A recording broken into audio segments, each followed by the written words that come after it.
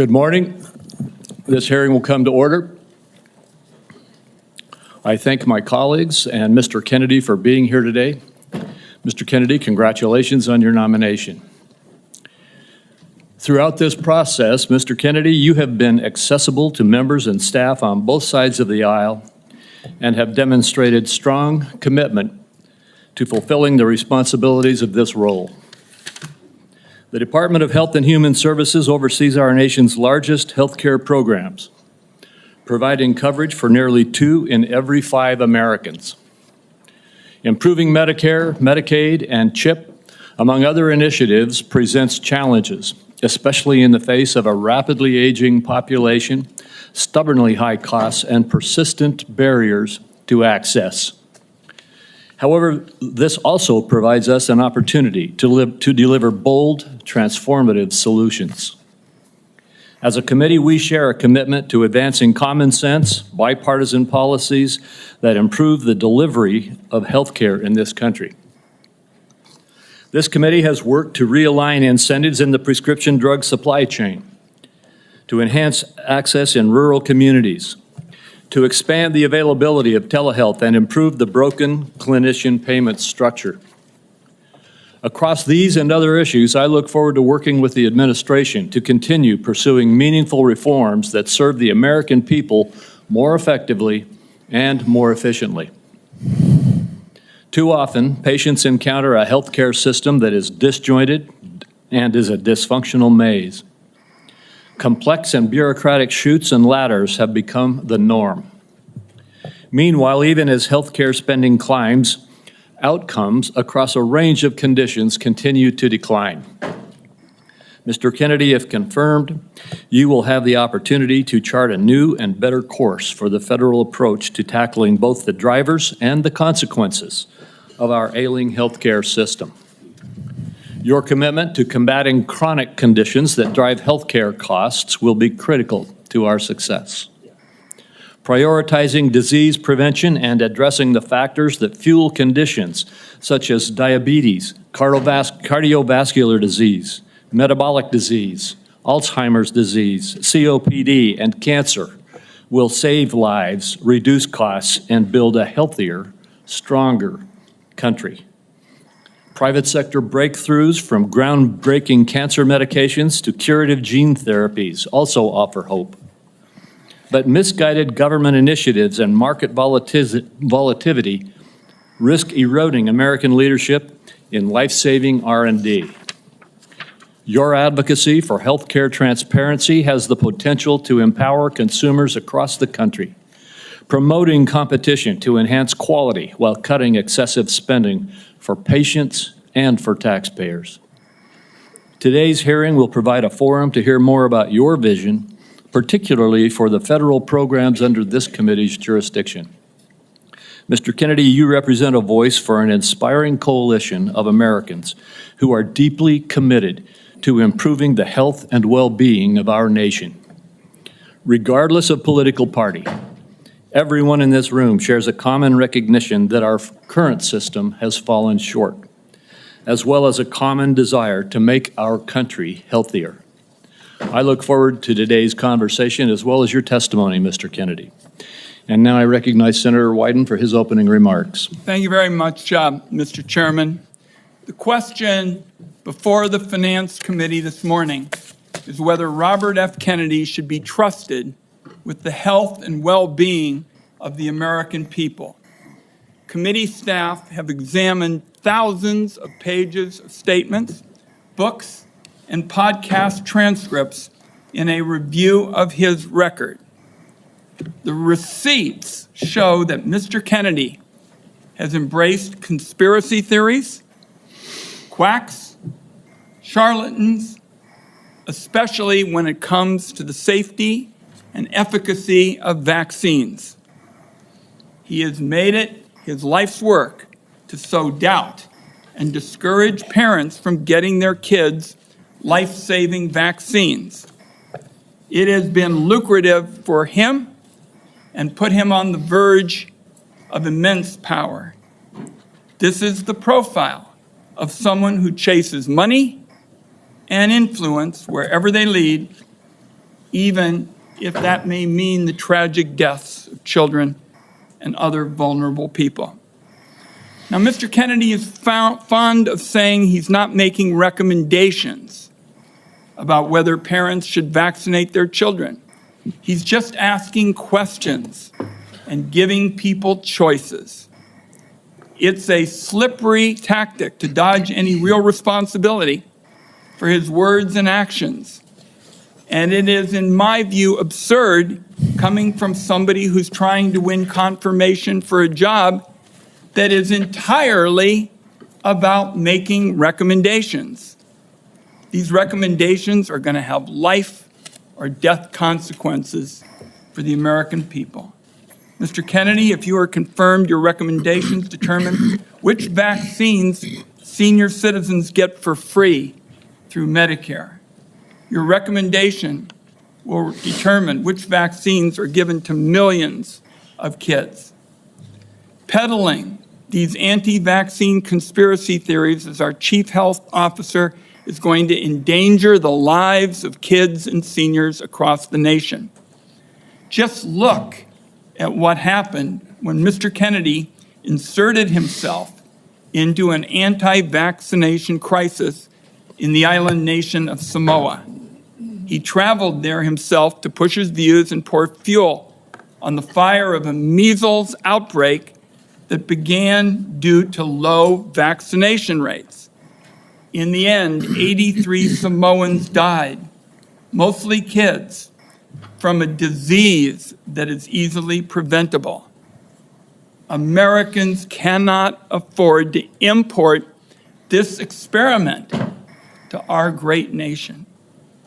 On other healthcare matters, from abortion to universal healthcare, Mr. Kennedy has changed his views so often it is nearly impossible to know where he stands on so many of the basic issues that impact Americans' daily lives.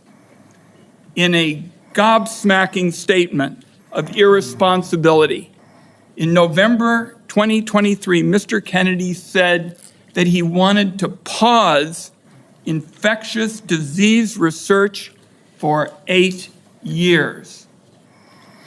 Mr. Kennedy has indicated he's open to restricting access to the abortion medication mifepristone, which remains a primary target of the Republican crusade against reproductive freedom. I took this on back in 1990 when I chaired the first congressional hearing on the topic. The science was clear then. It's even clearer today. Mifepristone is safe. The only reason it's under question in 2025 is because people with a political agenda have been out lying about it. Women deserve to know if Mr. Kennedy will abuse his power as our country's chief health officer to essentially implement a national abortion ban by restricting access to the safe and legal medication. Meanwhile, as the Trump budget office threw the Medicaid program into chaos yesterday, Republicans in Congress are proposing deep cuts to the program that will rip away health care from millions of Americans who count on this vital lifeline. Cuts to Medicaid of this magnitude are going to jack up the cost of health insurance. It'll shutter nursing homes and rural hospitals, deprive seniors and Americans with disabilities of home-based care. That approach amounts to handing over our nation's health system to for-profit insurance companies who've made a fortune delaying and denying care. Mr. Kennedy has virtually no knowledge or experience in handling these issues. It leaves him unprepared to take on a crisis like the nation witnessed yesterday when the Trump budget office shut down the federal Medicaid payment portal.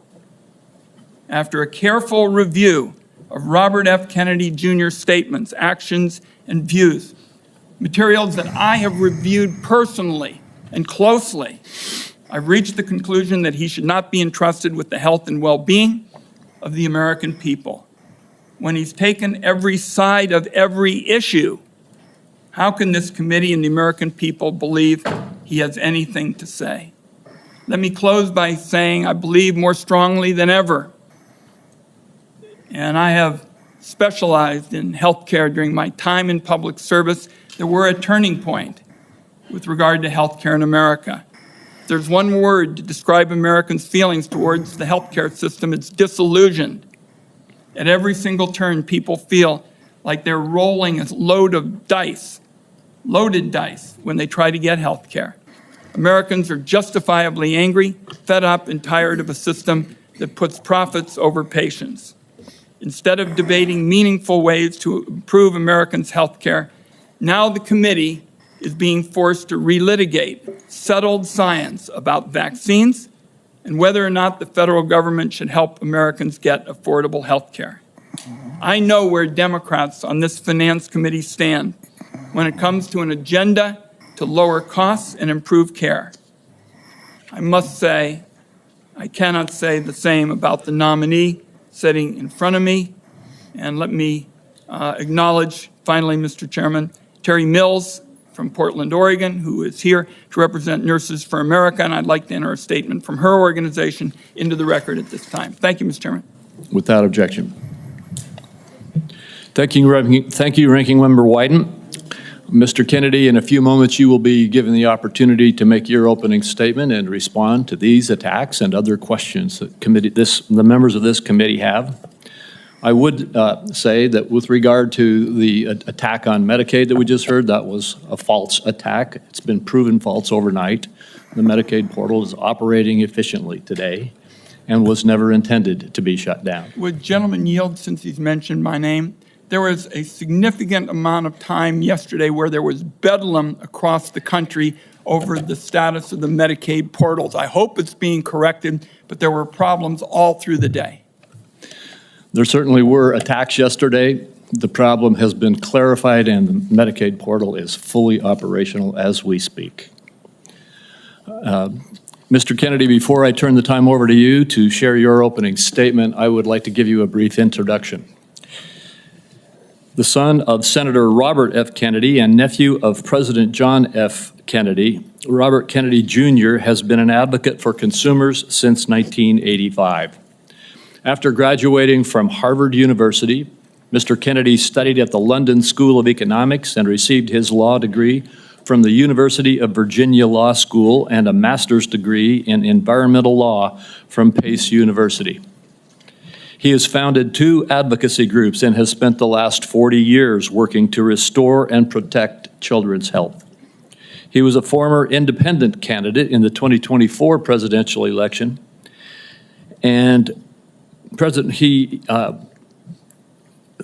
Trump nominated him this year to be in November of 2024 to be the HHS secretary.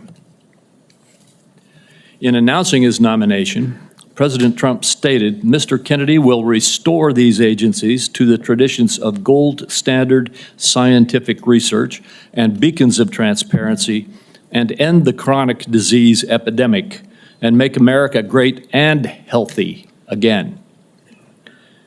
Before you give your opening statement, Mr. Kennedy, I have 4 obligatory questions that we ask all nominees before this committee. First, is there anything that you are aware of in your background that might present a conflict of interest with the duties of the office to which you have been nominated? All right. No, Mr. Chairman. Thank you. Do you know of any reason, personal or otherwise, that would in any way prevent you from fully and honorably discharging the responsibilities of the office to which you have been nominated? No, I do not. Do you agree without reservation to respond to any reasonable summons to appear and testify before any duly constituted committee of Congress if you are confirmed? Yes, I do. And finally, do you commit to providing a prompt response in writing to any questions addressed to you by any senator of this committee? Yes, I do. Thank you, Mr. Kennedy. And before you begin, if you would like to, you may introduce your wife and children. Yes. My wife, Cheryl Hines, is here. My daughter, Kit Kennedy, my son, Bobby Kennedy, his wife, Amaryllis Fox Kennedy, and my nephew, Jackson Hines, is here too. We welcome you all. Thank you. You may proceed with your statement. Thank you, Mr. Chairman. Chairman Crapo, Ranking Member Wyden, and members of this distinguished committee, I'm humbled to be sitting here today as President Trump's nominee oversee the U.S. Department of Health and Human Services. I want to thank President Trump for entrusting me to deliver on his promise to make America healthy again. I also want to thank Cheryl and Kik and Bobby and all of my other children who are here today, and all the many members of my large extended family for the love that they have so generously shared. Ours has always been a family that has been involved in public service, and I look forward to continuing that tradition. My journey into the issue of health began with my career as an environmental attorney, working with hunters and fishermen and mothers in the small town in the Hudson Valley and along the Hudson River. I learned very early on that human health and environmental injuries are intertwined. The same chemicals that kill fish make people sick also. Today, Americans' overall health is in grievous condition. Over 70% of adults and a third of children are overweight or obese. Diabetes is 10 times more prevalent than it was during the 1960s. Cancer among young people is rising by 1 or 2% a year. Autoimmune diseases, neurodevelopmental disorders, Alzheimer's, asthma, ADHD, depression, addiction, and a host of other physical and mental health conditions are all on the rise, some of them exponentially. The United States has worse health than any other developed nation, yet we spend more on healthcare, at least double, and in some cases triple, as other countries. Last year, we spent $4.8 trillion, not counting the indirect costs of missed work. That's almost a fifth of GDP. It's tantamount to a 20% tax on the entire economy. No wonder America has trouble competing with countries that pay a third of what we do for health and have better outcomes and a healthier workforce. But I don't want to make this too much about money. It's the human tragedy that moves us to care. President Trump has promised to restore America's global strength and to restore the American dream, but he understands we can't be a strong nation when our people are so sick. A healthy person has 1,000 dreams. A sick person has only one. Today, over half of our countrymen and women are chronically ill. When I met with President Trump last summer, I discovered that he is more than just concern for this tragic situation, but genuine care. President Trump is committed to restoring the American dream, and 77 million Americans delivered a mandate to him to do just that, due in part to the embrace and elevation of the Make America Healthy Again movement. This movement, led largely by Maha moms from every state, you can see many of them behind us today, and in the hallways and in the lobbies, is one of the most transcendent and powerful movements I've ever seen. I promise President Trump that if confirmed, I will do everything in my power to put the health of Americans back on track. And I've been greatly heartened to discover a deep level of care among members of this committee, too, both Democrats and Republicans. I came away from our conversations confident that we can put aside our divisions for the sake of a healthier America. For a long time, the nation has been locked in a divisive healthcare debate about who pays. Well, when healthcare costs reach 20%, there are no good options, only bad ones. Shifting the burden around between government and corporations and insurers and providers and families is like rearranging deck chairs on the Titanic. Our country will sink beneath a sea of desperation and debt if we don't change the course and ask why are healthcare costs so high in the first place. The obvious answer is chronic disease. The CDC says 90% of healthcare spending goes toward managing chronic disease, which hits lower income Americans the hardest. The president's pledge is not to make some Americans healthy again, but to make all of our people healthy again. There is no single culprit in chronic disease. Much as I have criticized certain industries and agencies, President Trump and I understand that most of their scientists and experts genuinely care about American health. Therefore, we will bring together all stakeholders in pursuit of this unifying goal. Before I conclude, I want to make sure the committee is clear about a few things. News reports have claimed that I am anti-vaccine or anti-industry. I am neither. I am pro-safety.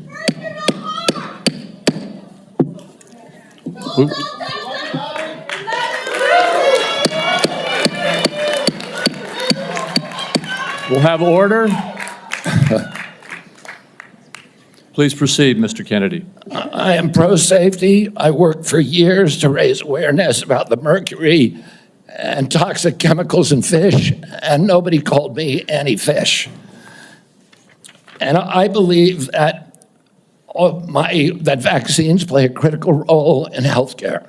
All of my kids are vaccinated. I've written many books on vaccines. My first book in 2014, the first line of it is, I am not anti-vaccine, and the last line is, I am not anti-vaccine. Nor am I the enemy of food producers. American farms are the bedrock of our culture, of our politics, of our national security. I was a 4-H kid, and I spent my summer working on ranches.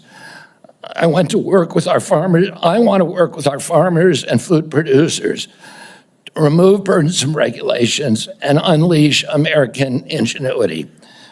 MAHA simply cannot succeed without a partnership, a full partnership of American farmers. In my advocacy, I've often disturbed the status quo by asking uncomfortable questions. Well, I'm not going to apologize for that. We have massive health problems in this country that we must face honestly. And the first thing I've done every morning for the past 20 years is to get on my knees and pray to God that He would put me in a position to end the chronic disease epidemic and to help America's children.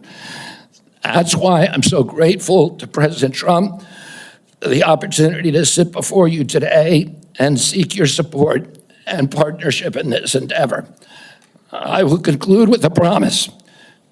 The members of this committee, to the President, and to all the tens of millions of parents across America, especially the moms, who have propelled this issue to center stage. Should I be so privileged as to be confirmed, we will make sure our tax dollars support healthy foods. We will scrutinize the chemical additives in our food supply. We will remove financial conflicts of interest from our agencies. We will create an honest, unbiased, gold standard science at HHS, accountable to the President, to Congress, and to the American people. We will reverse the chronic disease epidemic and put the nation back on the road to good health. Thank you. Thank you, Mr. Kennedy. Mr. Kennedy, I will begin. Each of us will have 5 minutes to ask you questions, and then at the conclusion of the hearing, if there are further questions, there will be an opportunity for those questions to be submitted to you, and I ask that you respond to them promptly. Mr. Kennedy, you have emphasized the importance of nutrition in preventing and managing chronic disease, improving health outcomes, and reducing health costs. I share your interest in the relationship between our diet and our well-being. And if confirmed, I look forward to partnering with you on those efforts. Would you share with the committee why you are passionate about the nutrition-oriented disease prevention and what you have learned? Yes, Mr. Chairman. I had 11 brothers and sisters. I had dozens of first cousins. I was raised in a time where we did not have a chronic disease epidemic. When my uncle was president, 2% of American kids had chronic disease. Today, 66% have chronic disease. We spend zero on chronic disease during the Kennedy administration. Today, we spend $4.3 trillion a year. With 77% of our kids cannot qualify for military service. When I was a kid, the typical pediatrician would see one case of diabetes in his or her lifetime. 40 or 50-year career. Today, 1 out of every 3 kids who walks through her office door is diabetic or pre-diabetic.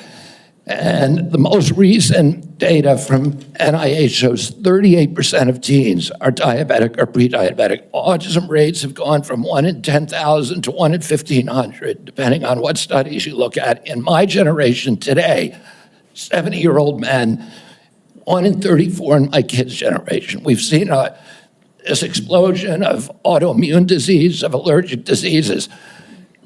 This is not just a economic issue. It's not just a national security issue. It is a spiritual issue, and it is a moral issue.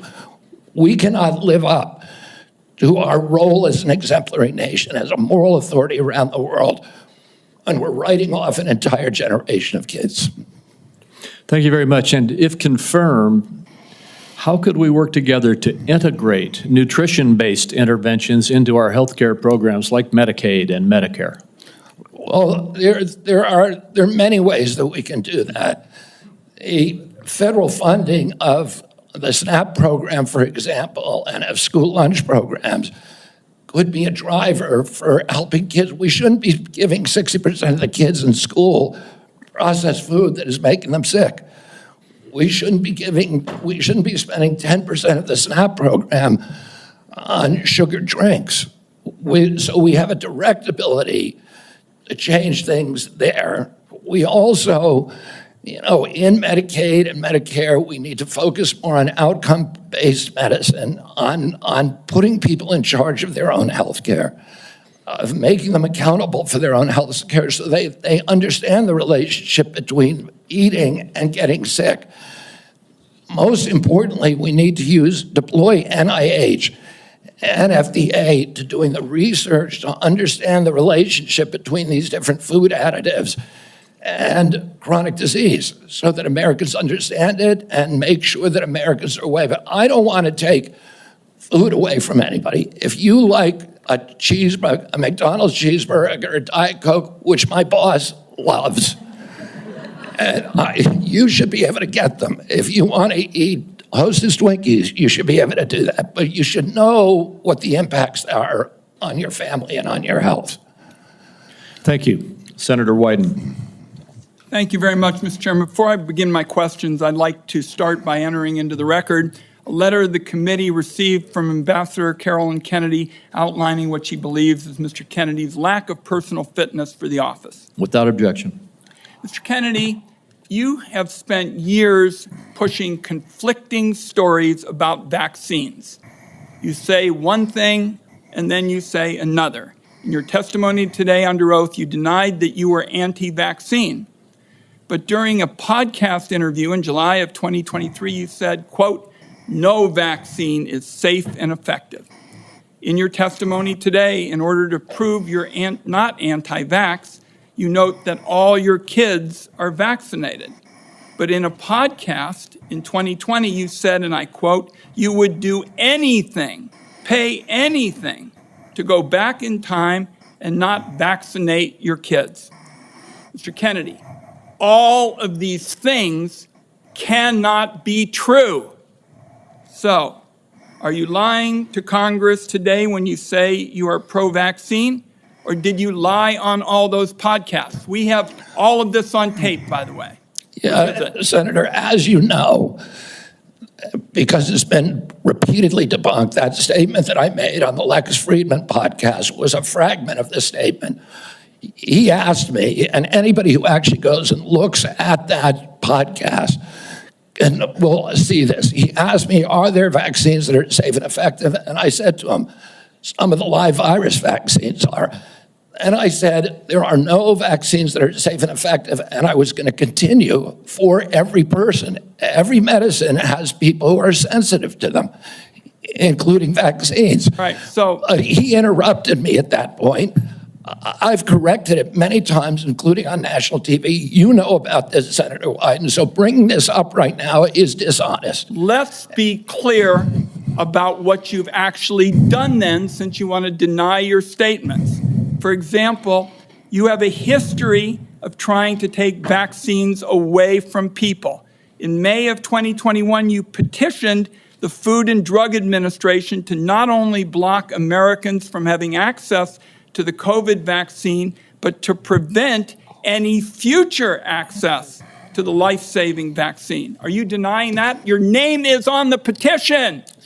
We brought that petition after CDC recommended the COVID vaccine without any scientific basis for 6-year-old children. Most experts agree today, even the people who did it back then, that COVID vaccines are inappropriate for 6-year-old children who basically have a zero risk from COVID. That's why I brought that lawsuit.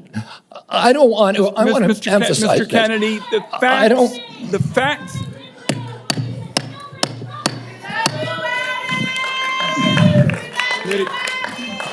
The committee will be in order. And to the audience, Senator, I'm not against vaccine. if you'll hold off for a second, Mr. Kennedy, to the audience. Comments from the audience are inappropriate and out of order. And if there are any further disruptions, the committee will recess until the police can restore order. Please follow the rules of the committee. Mr. Kennedy, you may proceed. I also want to point out that your recitation of what happened in Samoa is absolutely wrong, and you know it's wrong. We'll get to that in a moment. Right now, we're talking about the petition that you filed to block Americans from having access to the vaccine and to prevent any future access to the vaccine. Those facts are on the record. My third question to you is, you made almost $5 million from book deals, mostly promoting junk science. In 2021, in a book called The Measles Book, you wrote that parents had been, quote, misled into believing that measles is a deadly disease and that measles vaccines are necessary, safe, and effective. The reality is measles are in fact deadly and highly contagious, something that you should have learned after your lies contributed to the deaths of 83 people, most of them children, in a measles outbreak in Samoa. So my question here is, Mr. Kennedy, is measles deadly, yes or no? The death rate from measles historically in this country in 1963, the year before the introduction of the vaccine, was 1 in 10,000. Let me explain what happened in Samoa. In Samoa, in 2017 or 2015, there were 2 kids who died following the MMR vaccine. And the vaccination rates in Samoa dropped precipitously from about 63% to the mid-30s, so they've never been very high. And in 2018, 2 more kids died following the MMR vaccine, and the government of Samoa banned the MMR vaccine. I arrived a year later when vaccination rates were already below any previous level. I went there, nothing to do with vaccines. I went there to introduce a medical informatics system that would digitalize records in Samoa and make health delivery much more efficient. I never gave any public statement about vaccines. You cannot find a single Samoan who will say, I didn't get a vaccine because of Bobby Kennedy. I went in June of 2019. The measles outbreak started in August. Oh, clearly I had nothing to do with the measles. Not only that, Mr. Kennedy, Senator, if you let me finish, Senator. You have had some time. If you let me finish, Senator. If you let me finish. There are 83 people died. When the tissue samples were sent to New Zealand, most of those people did not have measles. We don't know what was killing them. The same outbreak occurred in Tonga and Fiji, and no extra people died. There were 7 measles outbreaks in the 13 years prior to my arrival. I just would like to get my time back. The nominee wrote a book saying that people had been misled into believing that measles is a deadly disease. He's trying now to play down his role in Samoa. That's not what the parents say. That's not what Governor Green says. It's time to make sure that we blow the whistle on actually what your views are. At least we're starting.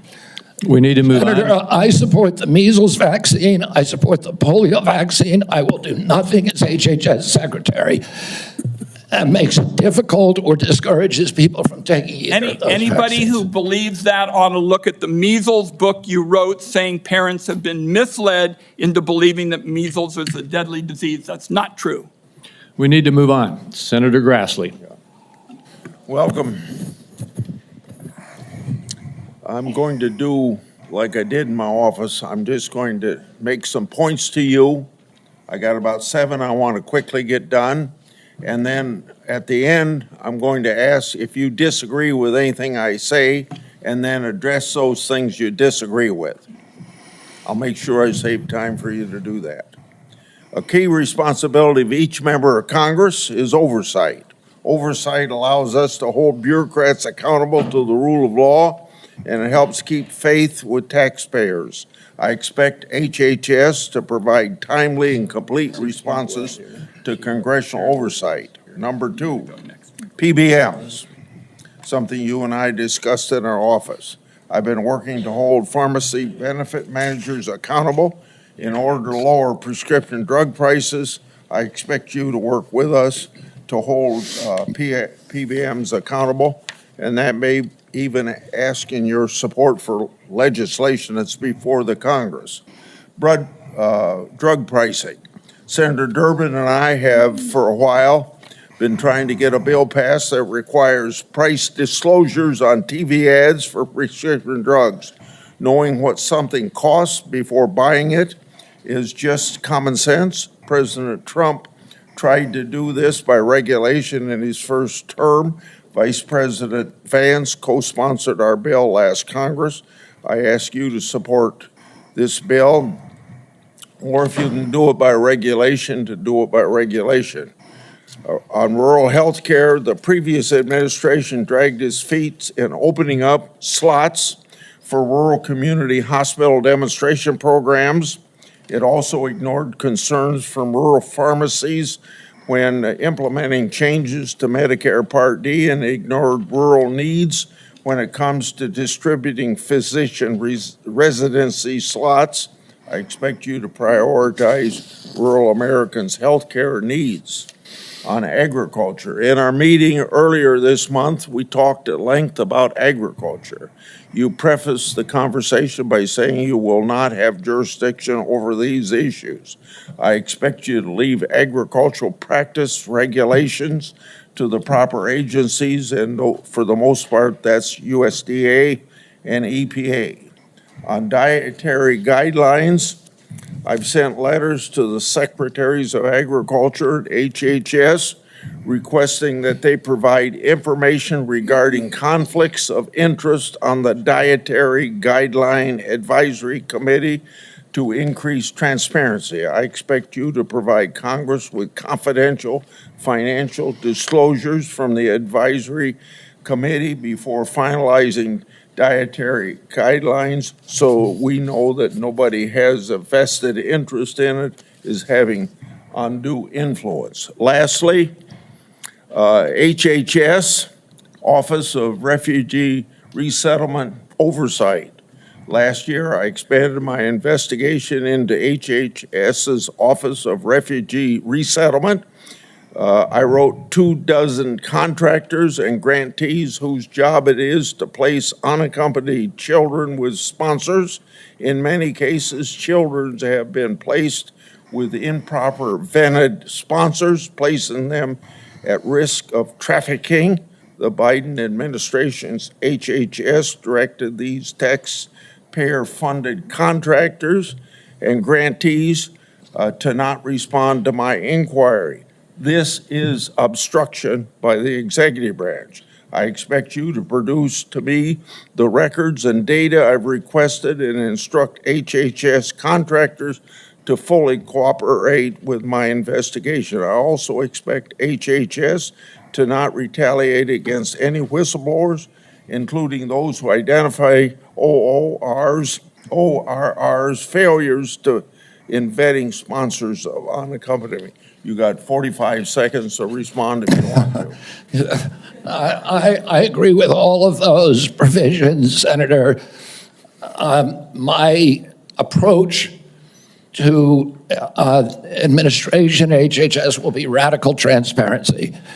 if members of this committee or other members of Congress want information, the doors are open. I've spent many years litigating against NIH and its sub-agencies, HHS and its sub-agencies, NIH, CDC, FDA, on FOIA issues, trying to get information that we, the taxpayers, paid for, and oftentimes getting back redacted copies after a year or 2 years of litigation. That should not be the case. And if Congress asks me for information, you will get it immediately. Thank you. Thank you. Senator Cantwell is next, but until she returns, I will move on to down the list, and that would be Senator Cornyn.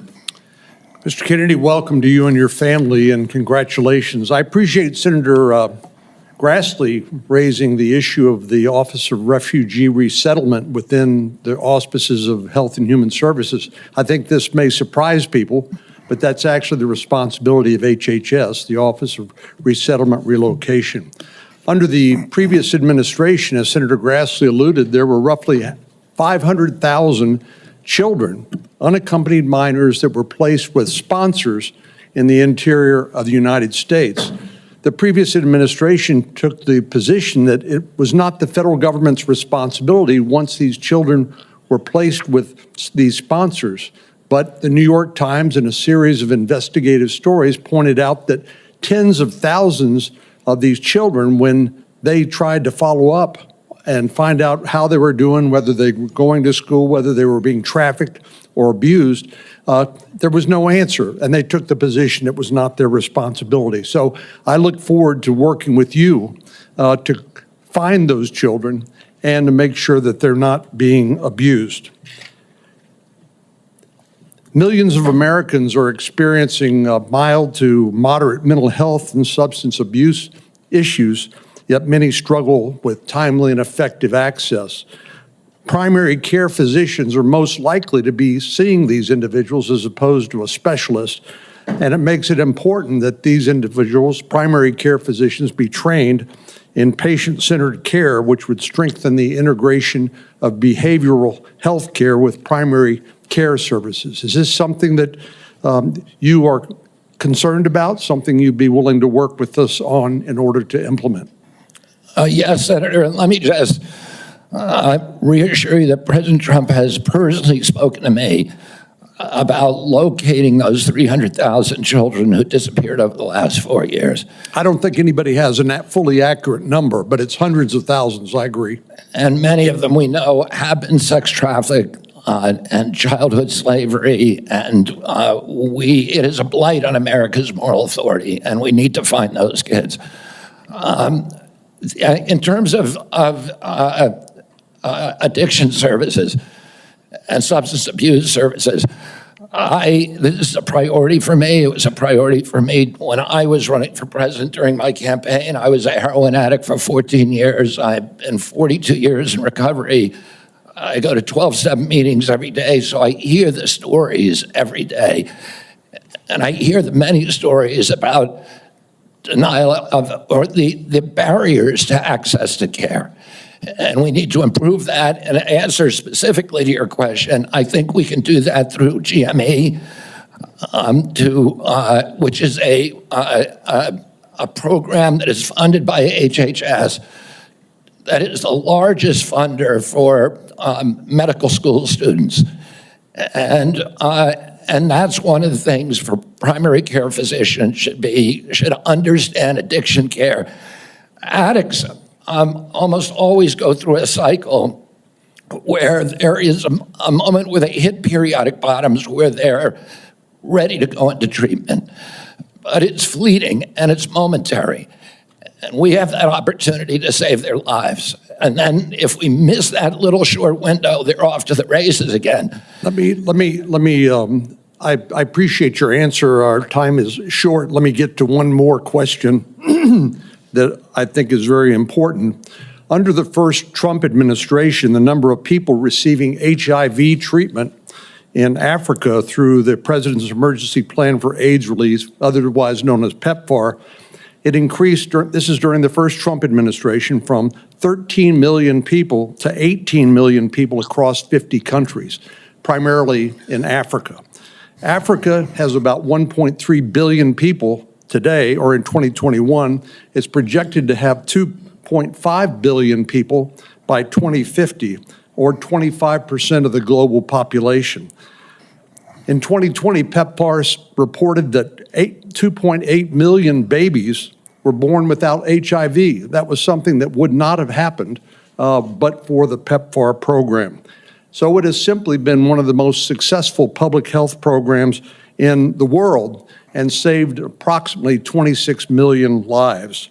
Failure to continue this program, in my view, would risk ceding that leadership to adversaries like China.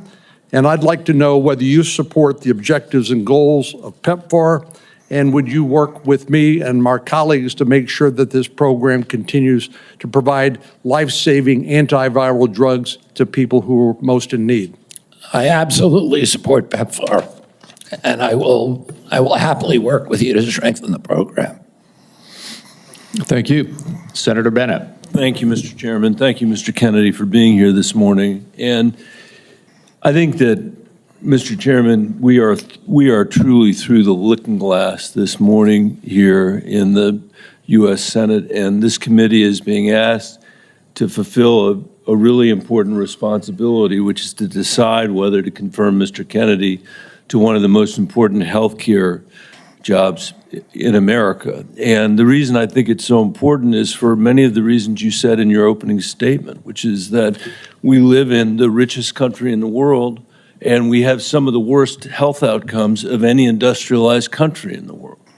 We live in the richest country in the world, and we have some of the lowest life expectancy rates of anybody in the industrialized world. I was a school superintendent before I was in this job, Mr. Chairman, and I can tell you that Mr. Kennedy's right, that when I look at the kids in the Denver public schools, if we don't change the way we eat in this country, 40% of them are going to suffer adult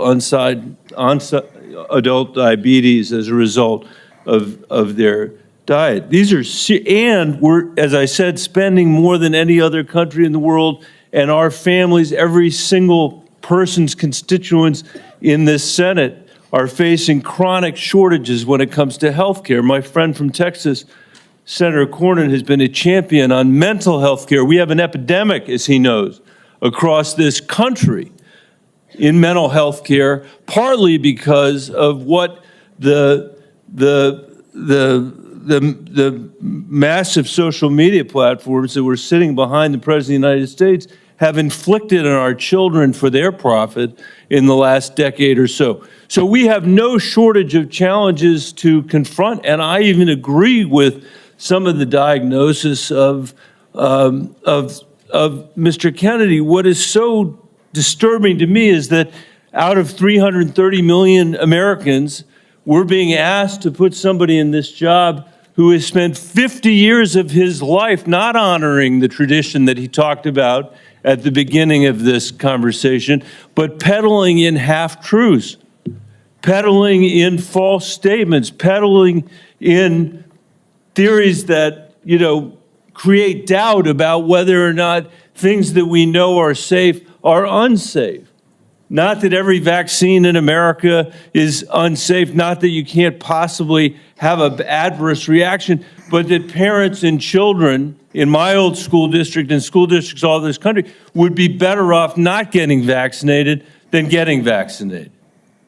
Unlike his own children who were vaccinated, unlike the people he invited to his house in Los Angeles for their party who were vaccinated. For everybody else, it's about peddling these half-truths. And he says it with such conviction that you want to believe him. And Mr. Kennedy, I just have there are many, many things in the record, but I hope that you could answer these questions yes or no. I've tried to ask these in a manner that's faithful to what you actually said, because I didn't want to have a debate about whether you actually said them. So I'm asking you yes or no, Mr. Kennedy. Did you say that COVID-19 was a genetically engineered bioweapon that targets black and white people, but spared Ashkenazi Jews and Chinese people? I didn't say it was deliberately targeted. I just quoted an NIH-funded and NIH published study. Did you say that it targets black and white people but spared Ashkenazi Jews? I quoted a study, Your Honor. I quoted an NIH study that showed that I'll take that as a certain yes. races I have are to move on, disproportionately- I have to move on. Did you say that Lyme disease is highly likely a materially engineered bioweapon? I made sure I put in the highly likely. Did you say Lyme disease is a highly likely militarily engineered bioweapon? I probably did say that. Did you say that? And that's what the developer of I Lyme want all of disease our said. colleagues to hear it, Mr. Kennedy. I want them to hear it. You said yes. Did you say that exposure to pesticides causes children to become transgender? No, I never said that. Okay, I have the record that I'll give to the chairman, and he can make his judgment about what you said. Did you write in your book, and it's undeniable, that African AIDS is an entirely different disease from Western AIDS? Yes or no, Mr. Kennedy? I'm not sure if I made that. Okay, I'll give it to the chairman, Mr. Kennedy. And my final question, did you say on a podcast, and I quote, "I wouldn't leave abortion to the states. My belief is we should leave it to the woman. We shouldn't have the government involved, even if it's full term." Did you say that, Mr. Kennedy? Senator, I believe that every abortion is a tragedy. Did you say it, Mr. Kennedy? This believe- matters. It doesn't matter what you come here and say that isn't true, that's not reflective of what you really believe, that you haven't said over decade after decade after decade, because unlike other jobs we're confirming around this place, this is a job where it is life and death for the kids that I used to work for in the Denver public schools and for families all over this country that are suffering from living in the richest country of the world that can't deliver basic health care and basic mental health care to them. It's too important for the games that you're playing, Mr. Kennedy. And I hope my colleagues will say to the president, I have no influence over him. I hope my colleagues will say to the president, out of 330 million Americans, we can do better than this. Thank you. We need to move on. Senator Cassidy. Mr. Kennedy, President Trump has sworn to protect Medicare. Republicans are exploring reforms to Medicaid that could help pay for Trump administration priorities. With this context, what will you do about dual eligibles? About, Dual eligibles. well, dual eligibles are not right now served very well under the system. Those are people who are eligible for both Medicaid and Medicare. I suppose my answer to that is to make sure that the programs are consolidated, that they're integrated, and the care is integrated. I look forward to working with you, Dr. Cassidy, on making sure that we take good care of people who are Thank you. dual eligible. And how do you propose that we integrate those programs? Does Medicare pay more, Medicare pay less, Medicaid pay more, Medicaid pay less? How do we do that? Well, I'm not exactly sure because I'm not in there. I mean, it is difficult to integrate them because Medicare is under fee-for-service. It's paid for by employer taxes. Medicaid is fully paid for by the federal government, and it's not fee-for-service. So I do not know the answer to that. I look forward to exploring options with you. Republicans, again, are looking at ways to potentially reform Medicaid to help, pay for President Trump's priorities, but to improve outcomes. What thoughts do you have regarding Medicaid reform? Well, Medicaid is not working for Americans, and it's specifically not working for the target population. Most Americans, like myself, I'm on Medicare Advantage, and I'm very happy with it. Most people who are on Medicaid are not happy. The premiums are too high. The deductibles are too high. The networks are narrow. The best doctors will not accept it in the best hospitals. And particularly, Medicaid was originally designed for a target population, the poorest Americans. it's now been dramatically expanded. And the irony of the expansion is that the poorest Americans are now being robbed. Their services have dramatically decreased, even though we've increased the price of Medicare by 60% over the last 4 years. The target population is being robbed. With that we need to figure said, out other options. Obviously, you've thought about that, and I appreciate that. What reforms do you recommend, again, that would improve services, I suppose, but also make it more cost efficient? Well, President Trump has given me the charge of improving quality of care and lowering the price of care for all Americans. There are many things that we can do. I mean, what we want to, the ultimate outcome, I think, is to increase transparency, to increase accountability, and to transition to a value-based system rather than a fee-based system, So rather than a service-based on system. Medicaid in particular, can you just kind of take those kind of general principles and apply it to the Medicaid program? You know, listen, I think that there are many, many options with telemedicine, with AI right now.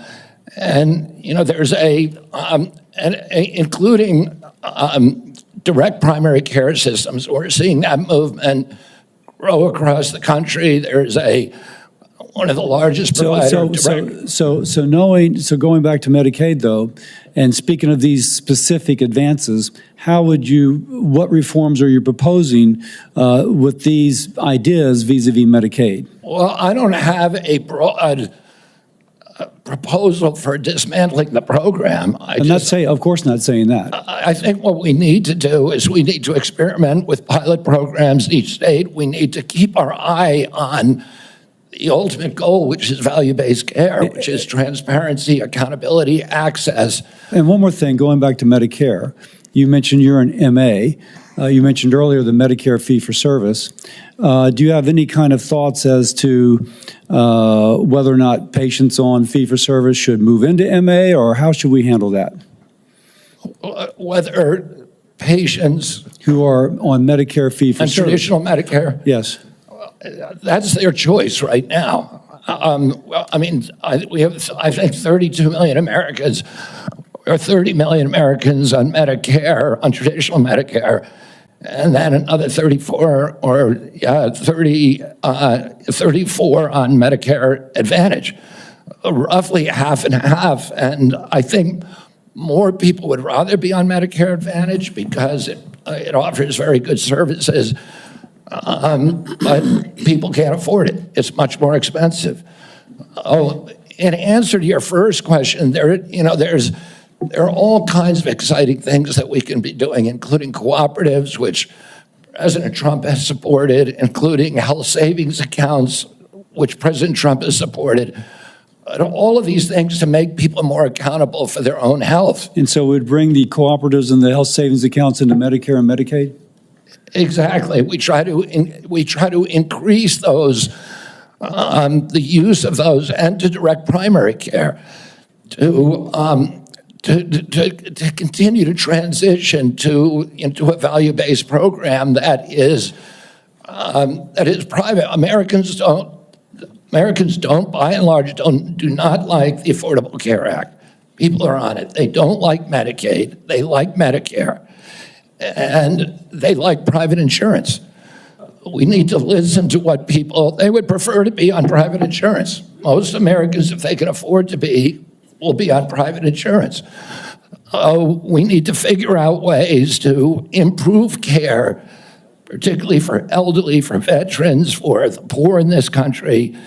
And Medicaid, the current model is not doing that. I would ask, any of the Democrats who are chuckling just now, do you think all that money, the $900 billion that we're sending to Medicaid every year, has made Americans healthy? Do we think it's working for anybody? Are the premiums low enough? We do need to move on. Senator Warner.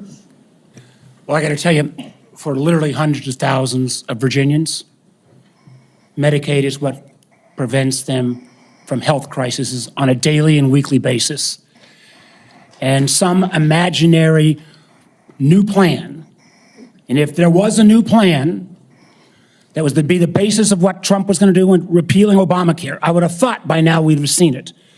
I got to tell you, listen, Senator, can I reply to excuse that? me, Mr. Kennedy, I got questions. I appreciate our visit. I know you take your views seriously, and I don't reflexively vote. I voted for 4 of President Trump's nominees already. Got a lot of grief from folks on this panel. But I got to tell you, I saw an email that you put out Monday night, or your campaign did, in a fundraising email. Your presidential campaign celebrated that the freeze on all new regulations, guidance, and announcements is a way to protect unelected bureaucrats from further undermining our health freedom. Then you ask your donors to help pay for your campaign debt. Did your campaign and you put out that? I don't think my campaign exists anymore. All right, Senator. well, listen, I got to tell you this. Somebody's out there soliciting money for it. Maybe you ought to find out who is. So the fact that you celebrate this freeze, do you think that was a good idea to put all of this on hold for 90 days? Funding and any kind of further work? NIH research?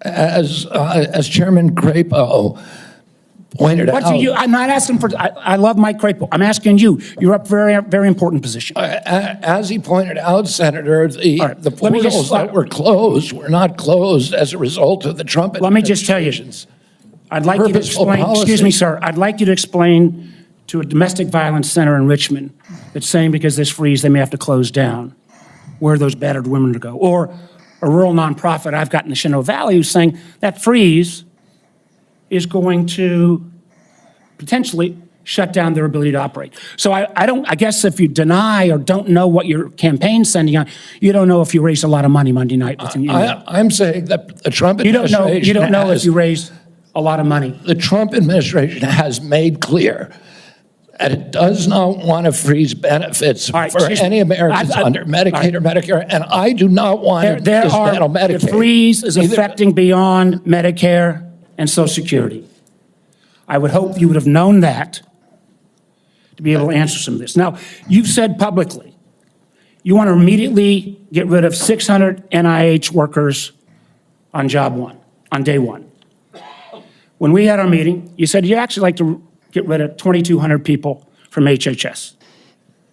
Which offices are you going to start cutting and riffing these 2,200 workers from?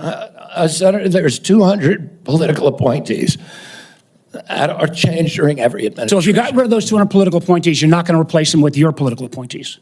Well, President Biden this year changed 3,000 employees at HHS. 3,750 at NIH. You're 2,200. What departments are you going to pick them from? Well, the same as President Biden did when he changed 3,000 out. Let me just, I'm down to a minute 30. The chairman's been generous with colleagues on both sides. I may have to go a couple minutes over, but let me just say, so let's just answer, this would be, I hope, since you're asking to become the top healthcare official in the United States in terms of HHS, huge ramifications, and part of this job is to be the senior advisor to the president on health issues. So when we're looking at this purge and we're looking at laying off workers, when we're looking at potentially the president's illegal offer to try to buy out federal employees, which I would say to any federal employees, think twice. Has this individual in his business world ever fulfilled his contracts or obligations to any workers in the past? But if you are in this position, will you pledge that you will not fire federal employees who work on food safety, work on trying to preventing things like salmonella? Senator, there are 91,000 employees. So that, I take that as that's a simple yes, and I'm going to take that as a no. Run that agency I take that as a no. Will you actually? We talked about protecting Americans from cyber criminals. Something we need to do a lot more on. Will you commit not to fire anyone in the health arena who currently works on protecting Americans from cyber attacks in their healthcare files? I will commit to not firing anybody who's doing their job. Based on your opinion, based upon your opinion, or your political agenda, or Mr. Trump's political agenda? Based upon my opinion. So I guess that means a lot of the folks who've had any type of views on vaccines will be out of work. Will you freeze grant funding for community health centers? Will you freeze federal funds for community health centers, the way the current administration has done? The White House has made clear and no funds are going to be denied to any American for benefits in any program. Do you know what happens at community health centers? Those are direct. Are you talking about the Indian health centers? No, I'm talking about community health centers across the country. I understand that. I mean, I strongly So you're going to excuse Indian health centers, which is good, but others are not. They're going to get their funds frozen. I strongly support community health centers, as does the president. So does that mean you're not going to freeze the funding that is currently frozen? The White House has made clear that none of that funding is supposed to be frozen. Sir, the direct payments are different than how the government operates. We fund the federal government down to community health centers. As a former governor, there's lots and lots of state programs that are related to health care that come from the federal government, they come down to the state, then it goes to local programs. All of those don't directly pay out $1 at a time, but they come from federal funding. They are all, even though they keep changing the guidance on a minute-by-minute basis, based upon 9:45 or 10:30 or 10:45, whatever time it is today, those funds are still frozen. Sir, I just honestly, I want to give you a fair shot, but I don't feel like you approach this job with the knowledge and candidly your willingness not to commit, try to recommend to the president to make sure these funds are unfrozen and that people's lives are at stake is a very disappointing answer. Thank you, Mr. Chairman. Senator Lankford. Chairman, thank you. Mr. Kennedy, it's good to see you again. We had some great visits in my office. We've done some follow-up calls to be able to go through. You and I have talked about 100 different issues and backgrounds and things. You've been able to address a lot of them today and just different questions to be able to clear up social media rumors and the things that are out there on it. So I do appreciate that. We've talked about pharmacy benefit managers. We've talked about the nursing home rule the Biden administration put down. We talked about your views on agriculture and commercial and row crop agriculture. We've talked about food issues, and you made it very, very clear. You're not going to tell Americans what to eat, but you do want Americans to know what they're eating. And I think that's a pretty fair perspective on that. I do want to talk to you about some areas that you and I have talked about as well. We have some disagreements, you and I, on the issue of life and when life begins on that. You've been very outspoken on that, and we've had some good opportunities to be able to talk about that. Title 10 is specifically in the HHS area. This has been an area that has been interpreted for a long time, and President Trump in the first administration interpreted that rule to say that his administration will prohibit the performance, referral for, or promotion of abortion as a part of the Title 10 program. That he made that very clear in the first administration. Obviously, that's his decision to make again on that, on how he wants to handle that, and he's made a lot of public statements on that. The Biden administration not only reversed that, not only rescinded that rule, but they went one step the other direction. In my state in Oklahoma, as you and I have talked about, the Biden administration cut off funding to the state of Oklahoma for AIDS testing, for breast cancer screening, and for other areas of poverty health care because my state didn't promote abortion. It wouldn't provide.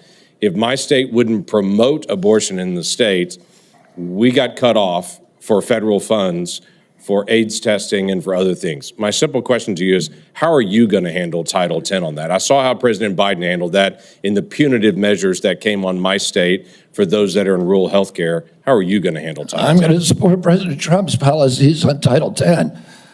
I agree with President Trump that every abortion is a tragedy. I agree with him that we cannot be a moral nation if we have 1.2 million abortions a year. I agree with him that the states should control abortion.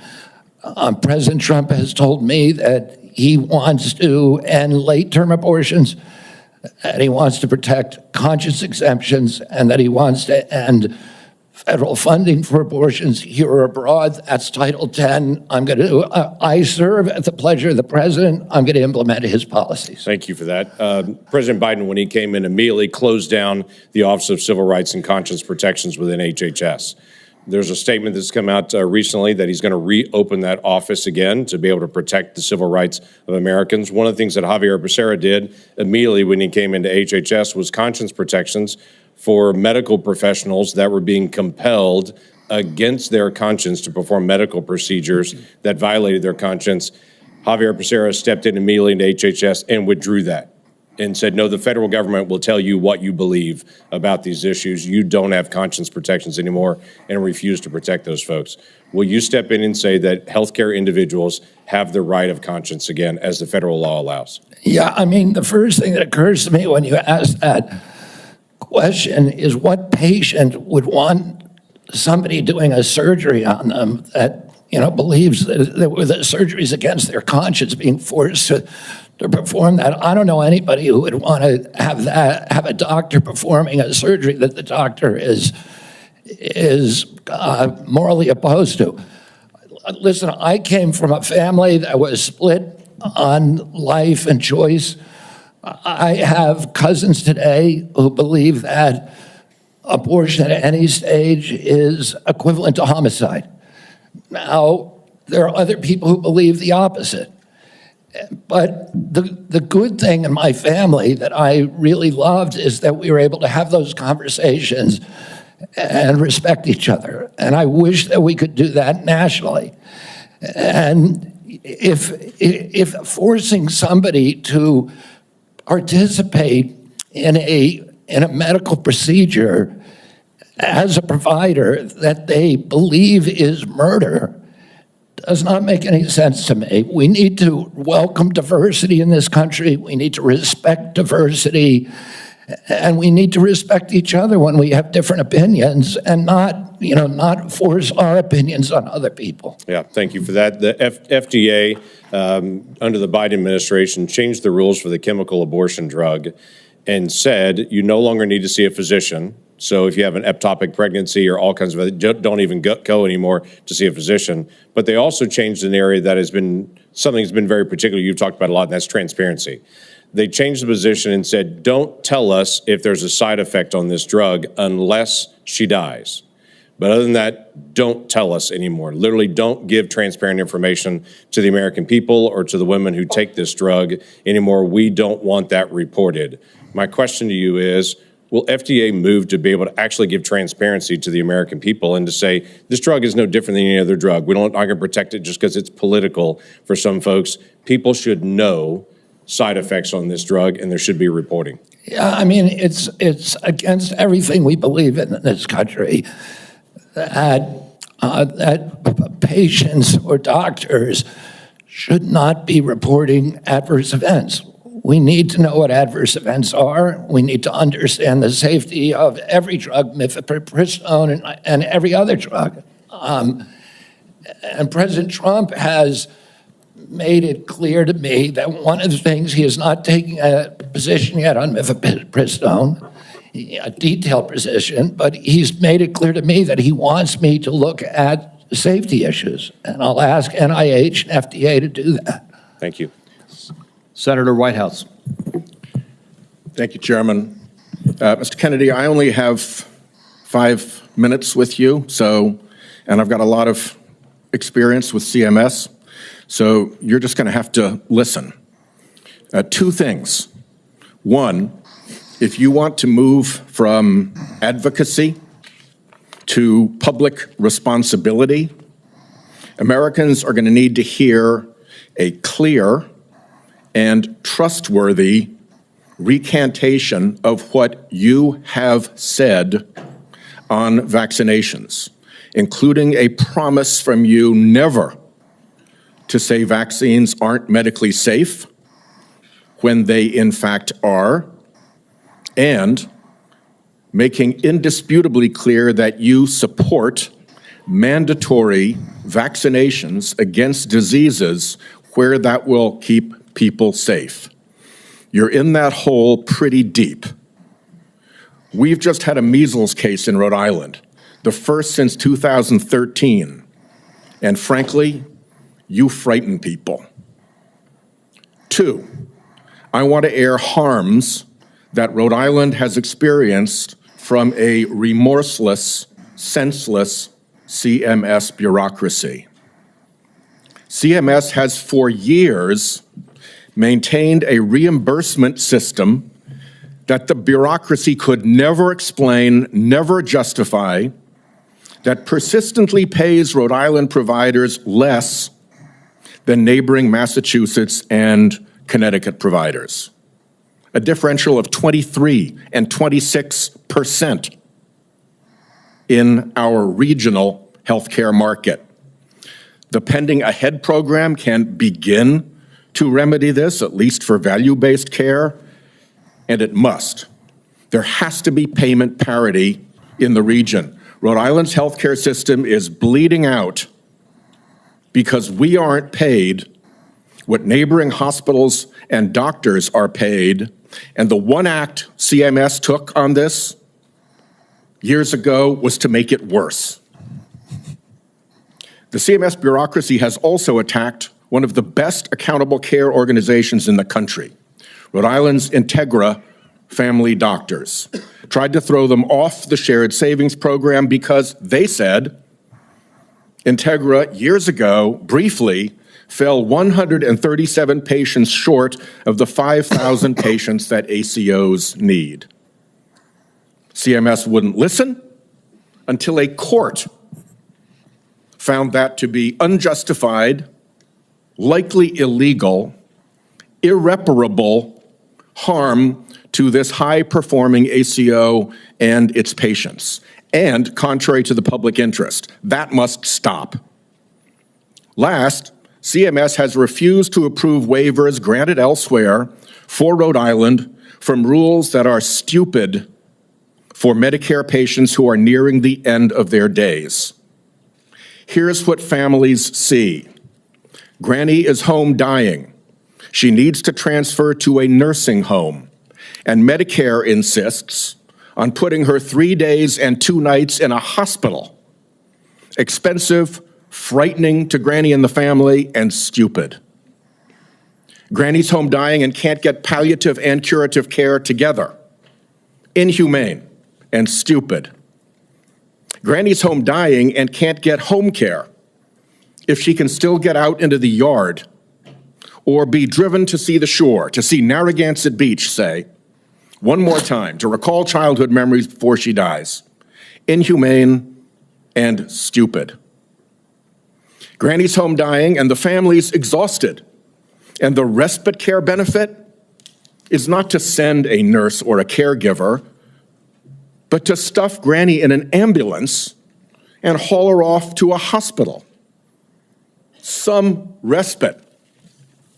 It's all expensive, frightening, inhumane, and stupid. But the insensate CMS bureaucracy takes a court order to be awakened to the harm they cause. I have had enough. CMS should let Rhode Island try humane end-of-life care through CMMI. Let's see if it works at a state. I bet it will save money, serve families better at a very, very delicate time, and perhaps even make a model for better health care everywhere. I've said a lot. My time is out. You're welcome to respond in writing. I ask unanimous consent that the order declaring CMS's actions to constitute irreparable and illegal harm be put into the record. Without objection. Let me just respond very briefly, Senator Whitehouse.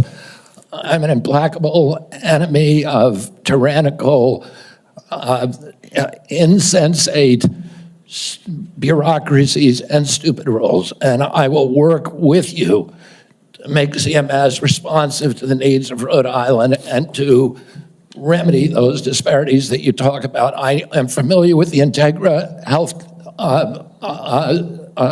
plan, and it is a template for what we ought to be doing as a value-based plan. And I look forward to you to making sure that we create pilot programs like this.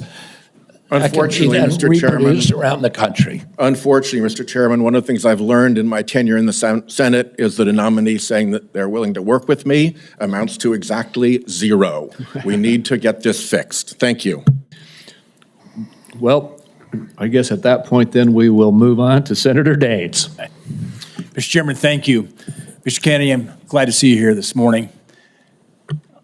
I listened to your opening remarks, and you mentioned that you want to make HHS the gold standard of science. I have found my engagements with you, both behind closed doors in my office, as well as listening to you publicly, to be very thoughtful and science-based. I applaud that. I thank you for that. And I realize this will likely be a very partisan vote on this committee and on the Senate floor. But let the record state there are 3 medical doctors on this side of the dais. I'm a chemical engineer. We believe in science.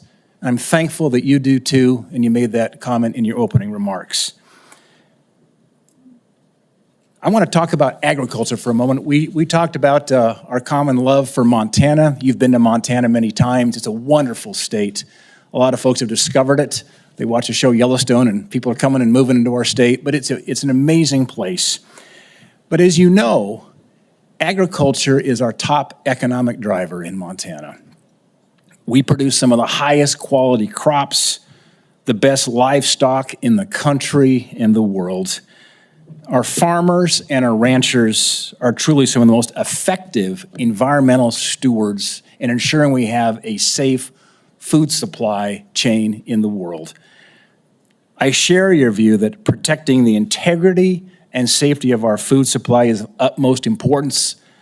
I appreciate the research happening in places like Montana State University to help farmers produce resilient, healthy, and safe crops, as well as their agricultural practices. You mentioned you were a 4-H kid growing up. I think our 4-H kids and our FFA kids are some of the best kids in America. My question for you, Mr. Kennedy, is if confirmed, as I'm listening to my farmers and ranchers talk about the future, will you commit to working collaboratively with partners at USDA, at the relevant federal agencies, as well as our Montana farmers and ranchers before implementing any policy that might affect or impact food supply? Absolutely will make that commitment. I have, as I shared with you, a personal commitment and a long career working with farmers. I want to make sure I understand the very, very narrow margins, the slim margins that American farmers and ranchers are dealing with.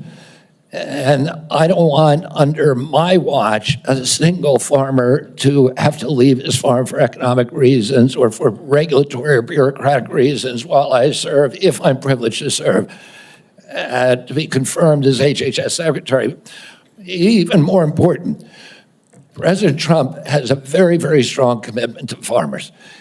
President Trump is probably historically, in modern history, the best farm president in our history. Farm income spiked for the first time in decades under his last administration. He got solid support from farmers across the country. Farm country is Trump country.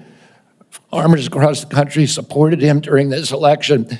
He has specifically instructed me that he wants farmers involved in every policy, and that he wants me to work with Brooke Rollins at USDA to make sure that we preserve American farmers, that all of our policies support them.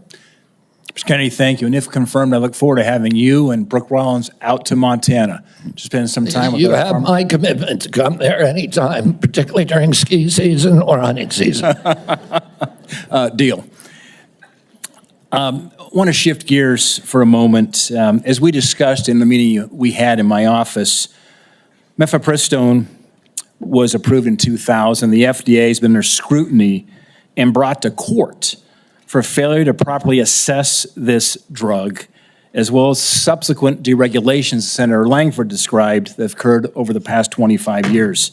Some of these deregulations included ending the requirement that these drugs be prescribed by a doctor, ending reporting requirements for adverse events, and allowing these pills to be obtained through the mail. In fact, the FDA's own prescribing label mentioned that 3 to 5% of women taking this drug end up in the emergency room. My question is, if confirmed as Secretary of HHS, will you commit to working with the FDA Commissioner to review these deregulatory actions that are threatening the safety of women? I Sorry, Senator. As I said to Senator Langford, I think it's immoral to have a policy where patients are not allowed to report adverse events and where doctors are discouraged from doing that. President Trump has asked me to study the safety of mifepristone. He has not yet taken a stand on how to regulate it. Whatever he does, I will implement those policies, and I will work with this committee, make those policies make sense. Thank you, Mr. Kennedy. Senator Hassan. Thank you, Mr. Chair and Ranking Member Wyden, and welcome, Mr. Kennedy, and to your family as well. I want to start with a couple of concerns I have, and just briefly on Medicaid. States share in the funding of Medicaid.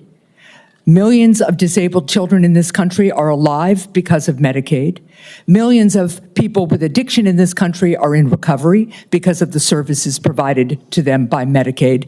And millions of chronically ill people who, until Medicaid expansion was enacted, who couldn't get health care and therefore couldn't work because they were too sick, got health care through Medicaid expansion, then went back to work, and now they're on private insurance. So those are some facts about Medicaid that you might want to brush up on. Now, I'm also extremely concerned about your endorsement of radical fringe conspiracies that, if implemented at HHS, would put American families' lives at risk. Vaccines are one of our greatest public health triumphs. And you don't need, I'm not talking about abstract medical science. One of the people who helped raise me was my grandfather, who was a pediatrician. He practiced medicine in this country from 1921 until the mid-1980s. And I heard details about the difference those vaccines made in saving lives in the children who were under his care. Vaccination has helped to eradicate many deadly diseases in the United States, including polio and smallpox, something we should be proud of as Americans. I am extremely concerned that as Secretary, you would be able to halt critical vaccine research and to exploit parents' natural worries by advising them not to vaccinate their children. This will lead to more children getting sick, and some will even die. Before the measles vaccine, about 500 American children died a year from measles. This is too much of a risk for our country, and there is no reason that any of us should believe that you have reversed the anti-vaccine views that you have promoted for 25 years. For example, you have previously falsely suggested that the polio vaccine killed many, many, many, many more people than polio ever did by causing fatal cancers, while rigorous safety studies show that to be completely false. Now, let's go to something we agree upon. I am really heartened to see that one area where we agree on is on women's reproductive freedom. In your own words, it's not the government's place to tell people what to do with their bodies. You said that, correct? Yep.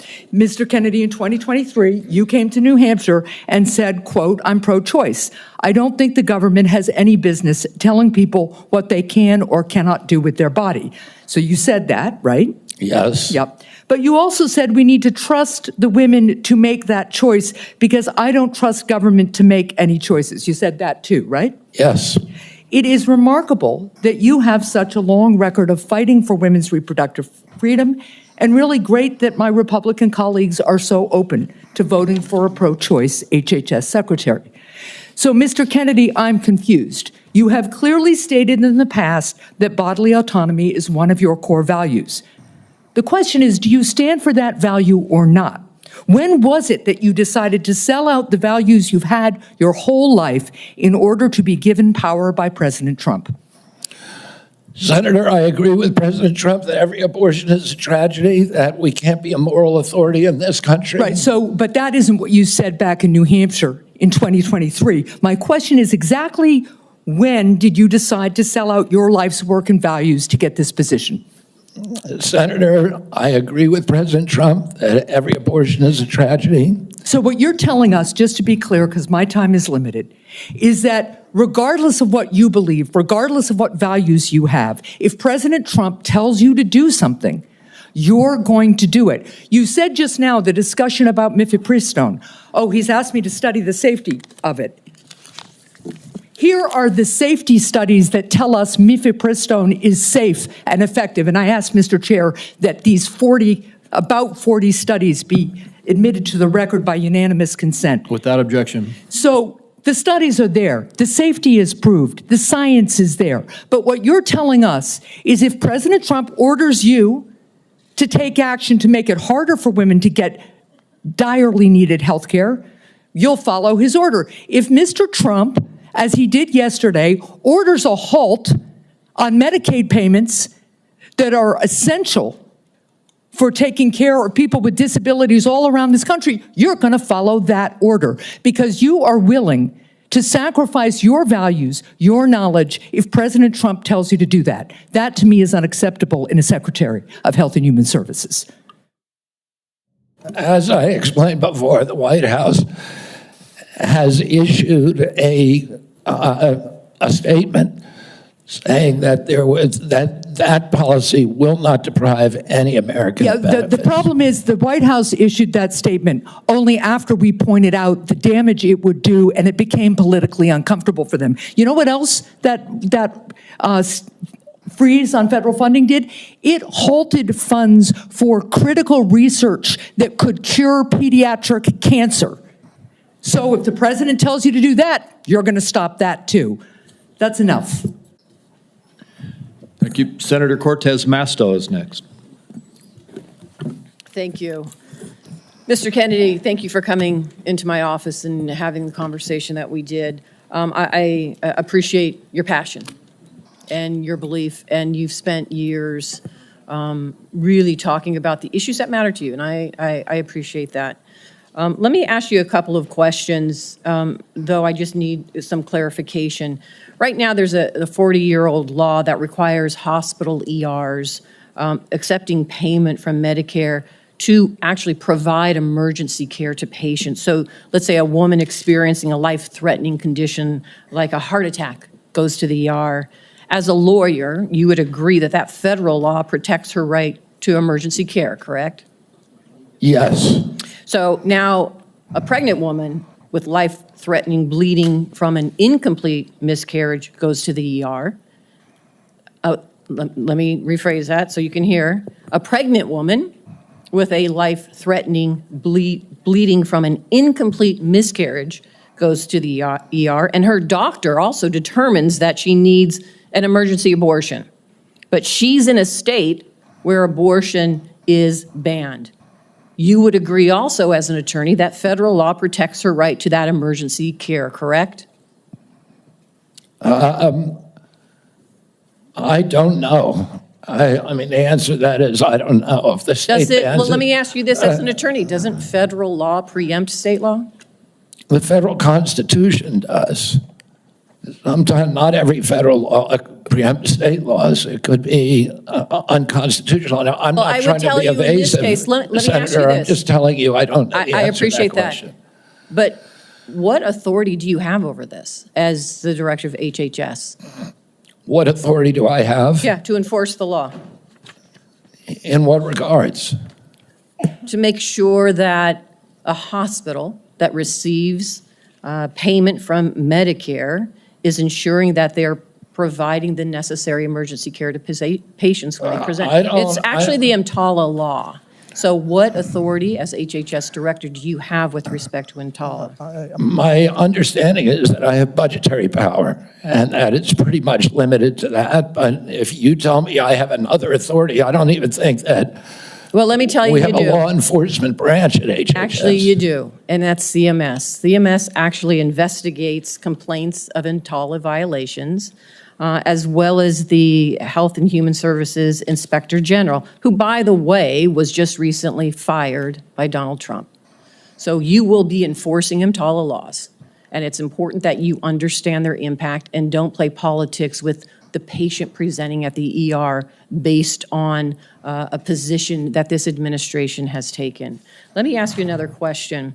When we met in my office, you said about lowering drug prices, that when Big Pharma price gouges, the American people suffer. I think we both agree on that. And I think you're sincere in your belief that you want to reduce prices for Americans, correct? Yes. Yeah. The Inflation Reduction Act empowered Medicare to negotiate prescription drug prices. It penalizes drug companies for price hikes above inflation, and it caps seniors' out-of-pocket drug costs, along with reducing insulin prices to $35 per month. But your future boss, Donald Trump, on his first day in office, revoked President Biden's executive order that actually directed the health secretary to examine ways to reduce drug prices and improve access to innovative therapies for the American people. And unfortunately, Republicans in Congress want to repeal the Inflation Reduction Act, which means reversing all of those things that we worked on to lower prices for Americans. So my question to you is, what do you do? Why are you there? Are you there to be a rubber stamp to this administration and cave into all of these positions that they're taking, even though you know they're in disagreement with your positions on lowering drug prices and that they could harm Americans? How do you handle that as HHS director? Senator, my understanding is that the White House issued an executive order, I believe today, supporting the drug negotiations under the IRA. President Trump was very aggressive during his first term about negotiating drug prices. He has instructed me, and I've met with him repeatedly as that we need lower prices than seniors in this country, and so let me ask others you, are. Let me ask you this, because I only have so much time. So we've already negotiated lowering prices for 10 drugs with Big Pharma. And Big Pharma, by the way, opposes this. They have not only are asking for a pause, they have filed lawsuits, but we've already negotiated the first 10 drugs. And we want to expand it to the next 10 to 15 that the Biden administration has put forward. Would you agree and continue that path of really mandating that Big Pharma come to the table and negotiate drug prices for Medicare so we can lower those prices for Americans? My understanding is that the executive order that was issued today, which I haven't seen, but I've read a summary. Well, let me ask you this then, because you keep citing the Trump administration and you're just going to follow what they say. Is that what you're doing? You're just a rubber stamp for them in this position? So anybody, so it doesn't matter that you're before us. It could be anybody coming before us as long as they're a rubber stamp for this administration and disregarding your beliefs and what you think. I guess my question to you is, if it really is fundamental to what you believe, how do you live with that? How do you address those issues as you're moving forward, knowing that it's going to harm Americans? Yeah. You want me to answer the question? No, I'm asking you. Okay. President Trump has asked me to end the chronic disease epidemic and make America healthy again. And I'm in a is that the only reason why you're at HHS? Is that the only reason why then you're at the HHS, to address that one issue? President Trump has asked me because I'm in a unique position to end that. And that is what I'm doing. And if we don't solve that problem, Senator, all of the other disputes we have about who's paying, and whether it's insurance companies, whether it's providers, whether it's HMOs, whether it's patients or families, all of those are moving deck chairs around on the Titanic. Our ship is sinking. Our 60% increase in Medicaid over the past 4 years is the biggest budget line now, and it's growing faster than any other. And no other nation in the world has what we have here. No other nation has a chronic disease. We have the highest chronic disease burden of any country in the world. We had, during COVID, we had 16% of the COVID deaths in a country. We only have 4.2% of the world's population. We had a higher death count than any country in the world. And when CDC was asked why, they said it's because Americans are the sickest people on earth. The average person who died from COVID, American, had 3.8 chronic diseases. This is an existential threat economically, to our military, to our health, to our sense of well-being. And it is a priority for President Trump. And that's why he asked me to run the agency. And if I'm privileged to be confirmed, that's exactly what I'll do. Senator Barrasso. Thanks so much, Mr. Chairman. Mr. Kennedy, thank you for taking time to visit with me in my office prior to today's hearing to talk about a lot of the important issues affecting healthcare in my home state of Wyoming as well as the nation. And I appreciate your willingness to serve our country. During our meeting, we discussed the challenges that healthcare providers and patients are facing in rural America. Financial obstacles facing rural hospitals, workforce shortages, issues of OBGYN, and then new regulations that are painful that have come out of the Biden administration, hurting our ability to provide nursing home staffing. So let me start, if I could, with rural hospitals and the closures of hospitals like that. There are a lot of challenges facing hospitals in rural communities and frontier areas. We have 33 hospitals in Wyoming. 26 are really located in various locations, often hard to get to. Weather impacts them. 6 of the hospitals are at risk of closing. 2 are at immediate risk of closing in the next 2 years. 10 have had to cut available services. And this is a concern of rural hospitals in both Republican and Democrat states, either way, bipartisan. Critical that the workforce challenges, financial challenges that we're facing are addressed. Can you commit to working with us on a plan to address the critical nationwide issue of rural health care? Yes, yes, Senator.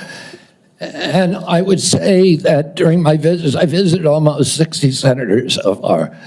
And the most common unifying, I would say, issue among both Democrats and Republicans, there were 2. One was PBM reform, and the other is rural hospitals. And, our nation made a commitment over 100 years ago to put up a hospital within 30 miles of every American. We generally succeeded in doing that. It's absolutely critical. It's life-saving. And rural hospitals are closing at an extraordinary rate right now. They not only provide important health care for the localities, but also they're economic drivers for localities all over this country. President Trump is determined to end the hemorrhage of rural hospitals, and he's asked me to do that through the use of AI, through telemedicine, which these are innovations that I saw the other day. A Cleveland clinic has developed an AI nurse that you cannot distinguish from a human being, that has diagnostics as good as any doctor. And we can provide concierge care to every American in this country, even those the remote parts of Wyoming, Montana, Alaska, et cetera. We also have opportunities at HRSA and at the GME to finally live up to GME's mission of providing personnel to rural hospitals. And I intend to use all of my power, because I've seen the priority that is given by both Democrats and Republicans on this committee. I intend to make that a priority if I'm privileged to be confirmed. Well, I appreciate it, because often with financial strains on a local hospital, one of the common services to be cut in rural hospitals is maternity services. So now we have women in Wyoming having to drive over 100 miles to access care. 13 counties in Wyoming don't have access to OB. And we're talking counties larger than the states of Vermont, New Hampshire, Rhode Island, Connecticut, New Jersey, Delaware, counties larger than those whole states. So will you commit to working with my office to find solutions to help address these specific maternal health challenges in rural America? Yes, Senator, I look forward to it. Another issue we specifically spoke about with this harmful Biden administration rule that have really been bad for our rural nursing homes. And it's a rule that would triple the registered nurse requirements in nursing homes. This is going to lead, there just aren't enough registered nurses in our state to be able to comply with this. This would lead to nursing home closures across our state. Will you commit to working with me to fix this serious problem that it was a result of a rule that came out by the Biden administration, who clearly doesn't understand rural America? Yes, Senator, I think the rule was well-intentioned, but as you've said, and I've heard from many rural senators, it will be a disaster for their states. Some of the nursing homes, these are staffing rules that require 24-hour staffing by medical professionals. Some of the nursing homes in rural areas simply do not have the available personnel or the economics to be able to do that. It will mean the closure of nursing homes in rural areas across our country, which means the parents, the elderly parent, will be moved a great distance from the local community and their family. And we know that the single greatest driver of high-quality nursing home care is the involvement, the proximity of family members. When you move that nursing facility away from the community where the kids live, you're going to get much worse care. So the intention, although it was noble, was in reality, for rural areas at least, it is going to be a disaster. Thank you. Thank you, Mr. Chairman. Thank you. Senator Johnson. Mr. Kennedy, welcome. Thank you for being here. Thank you for your decades-long advocacy for a clean environment, for children's health. I can't say as I'm surprised by the hostility on the other side. I'm highly disappointed in it. I don't know if you remember when you called me up and you were contemplating setting your political differences aside, joining forces with President Trump on an area of agreement, addressing chronic illness, trying to find the root cause of all these problems facing this nation. My first response was, Bobby, this is an answer to my prayers. We need to get to the answers of this, but even more, we need to heal and unify this divided nation.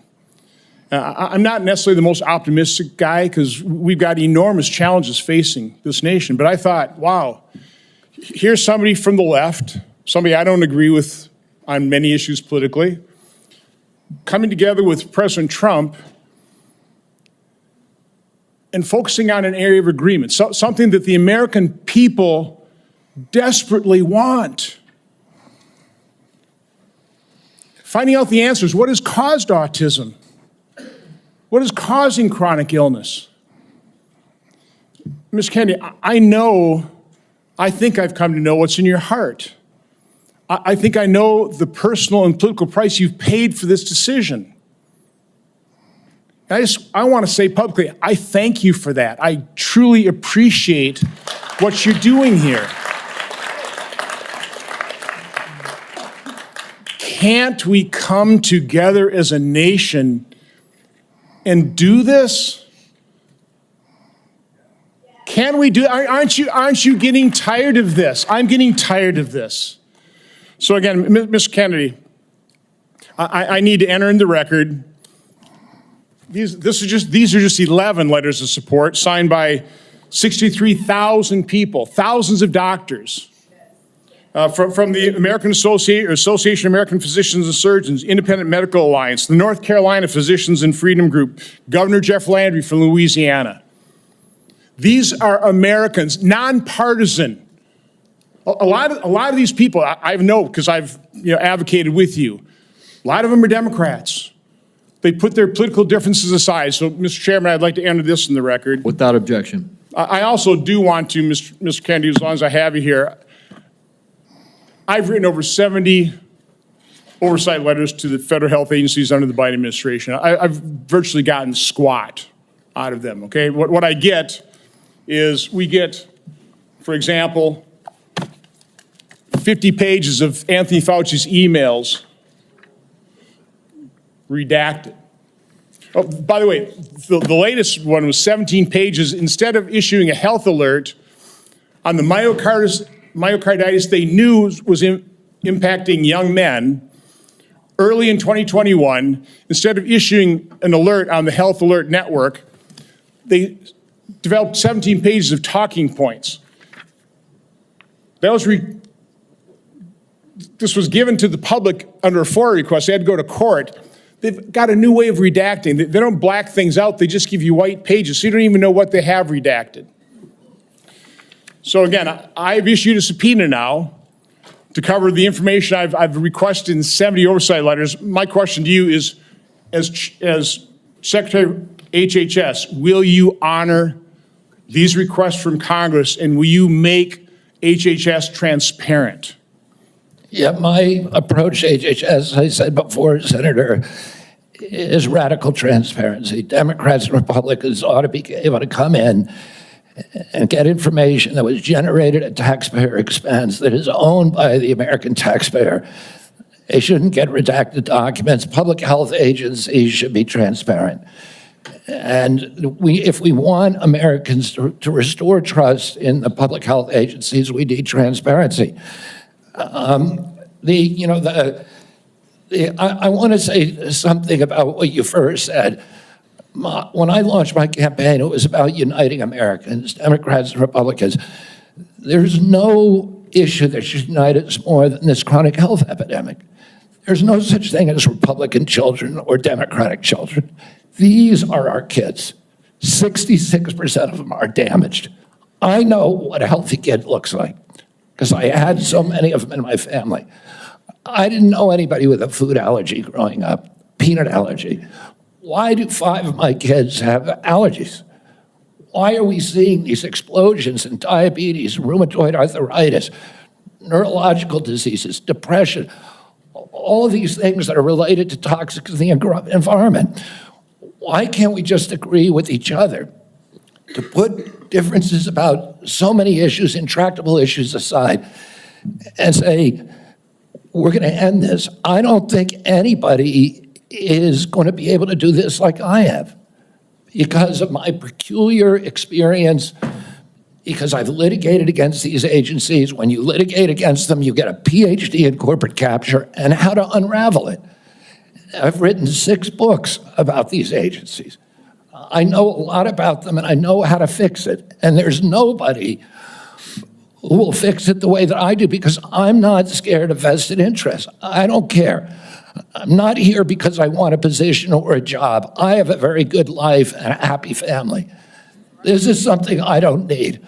I want to do this because we're going to fix it. And the other thing is we are attracting now a caliber of people to HHS like never before in history. And they're entrepreneurs, they're disruptors, they're innovators of immense talent that are walking away, many of them from growing concerns. They're not coming there for position. They're coming there because they want to save our country.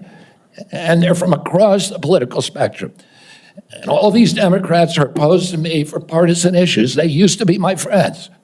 Agreed with me on all the environmental issues that I've been working on for my whole career.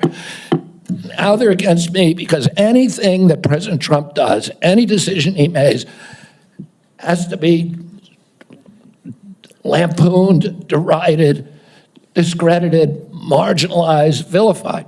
We need to move on. Senator Warren. Thank you, Mr. Chairman. So, Mr. Kennedy, I want to start with something that I think you and I agree on, and that is that Big Pharma has too much power in Washington. You've said that President Trump asked you to, quote, clean up corruption and conflicts. Sounds great. You've said that you will, quote, slam shut the revolving door between government agencies and the companies they regulate. That also sounds great. So here's an easy question. Will you commit that when you leave this job, you will not accept compensation from a drug company, a medical device company, a hospital system, or a health insurer for at least 4 years, including as a lobbyist or a board member? Can you just repeat the last part of the question? Can I commit You're to not what? going to take money from drug companies in any way, shape, or form. Who? Me? Yes, you. Oh. Yeah, I'm happy to commit to that. Okay, good. That's what I figured. I said it's an easy question to start with. And I think you're right on this question. I don't think any of them want to give me money, by the way.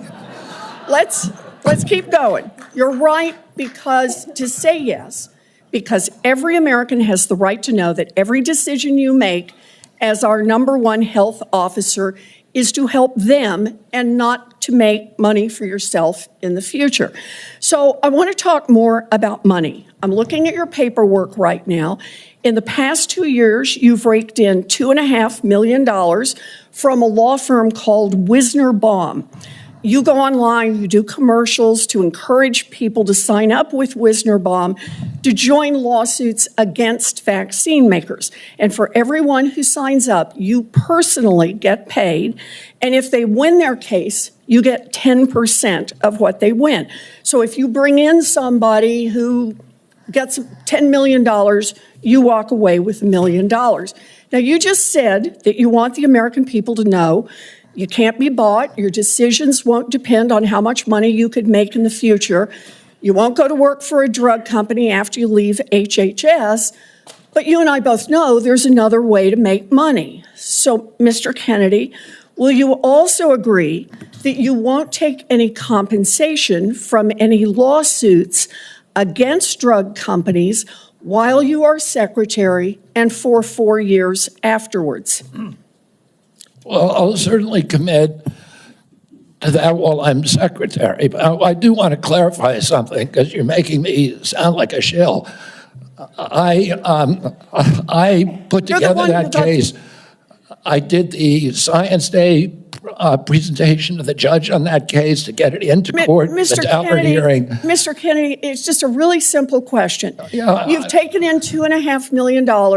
I want to know if you will commit right now that not only will you not go to work for drug companies, you won't go to work suing the drug companies and taking your rake out of that while you're a secretary and for 4 years after. It's just... I'll commit to not taking any fees from drug companies while I'm secretary. No.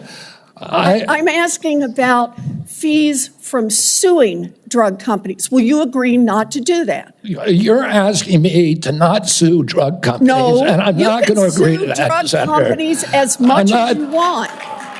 I'm not going to agree to not sue drug companies or anybody. So let's do a quick count here of how, as Secretary of HHS, if you get confirmed, you could influence every one of those lawsuits. Well, let me start the list. You could publish your anti-vaccine conspiracies, but this time on U.S. government letterhead, something a jury might be impressed by.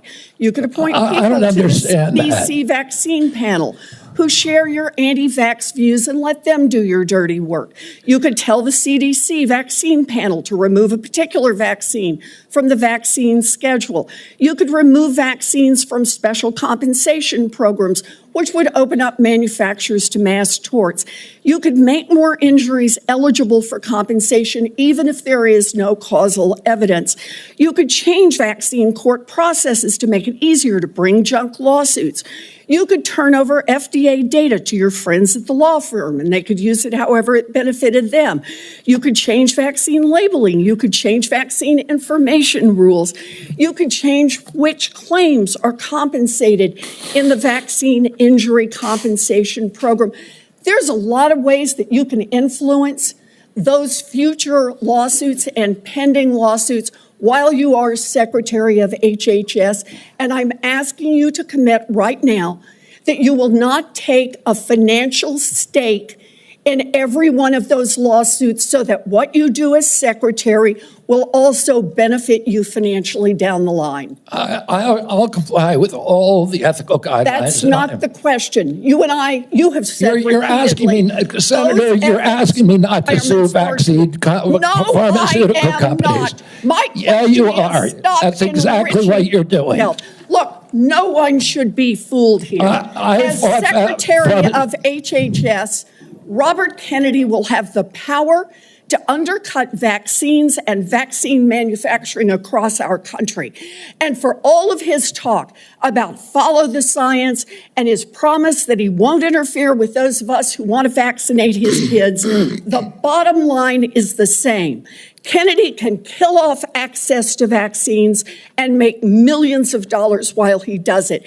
Kids might die, but Robert Kennedy can keep cashing in. Senator, I support vaccines. I support the childhood schedule. I will do that. The only thing I want is good science, and that's it. How about then say you won't make money off what you do as Secretary of HHS? Before we go to Senator Tillis, I think it would be important for me to make it very clear that Mr. Kennedy has gone through the same Office of Government Ethics process as every single other nominee in the Finance Committee this year and in previous administrations.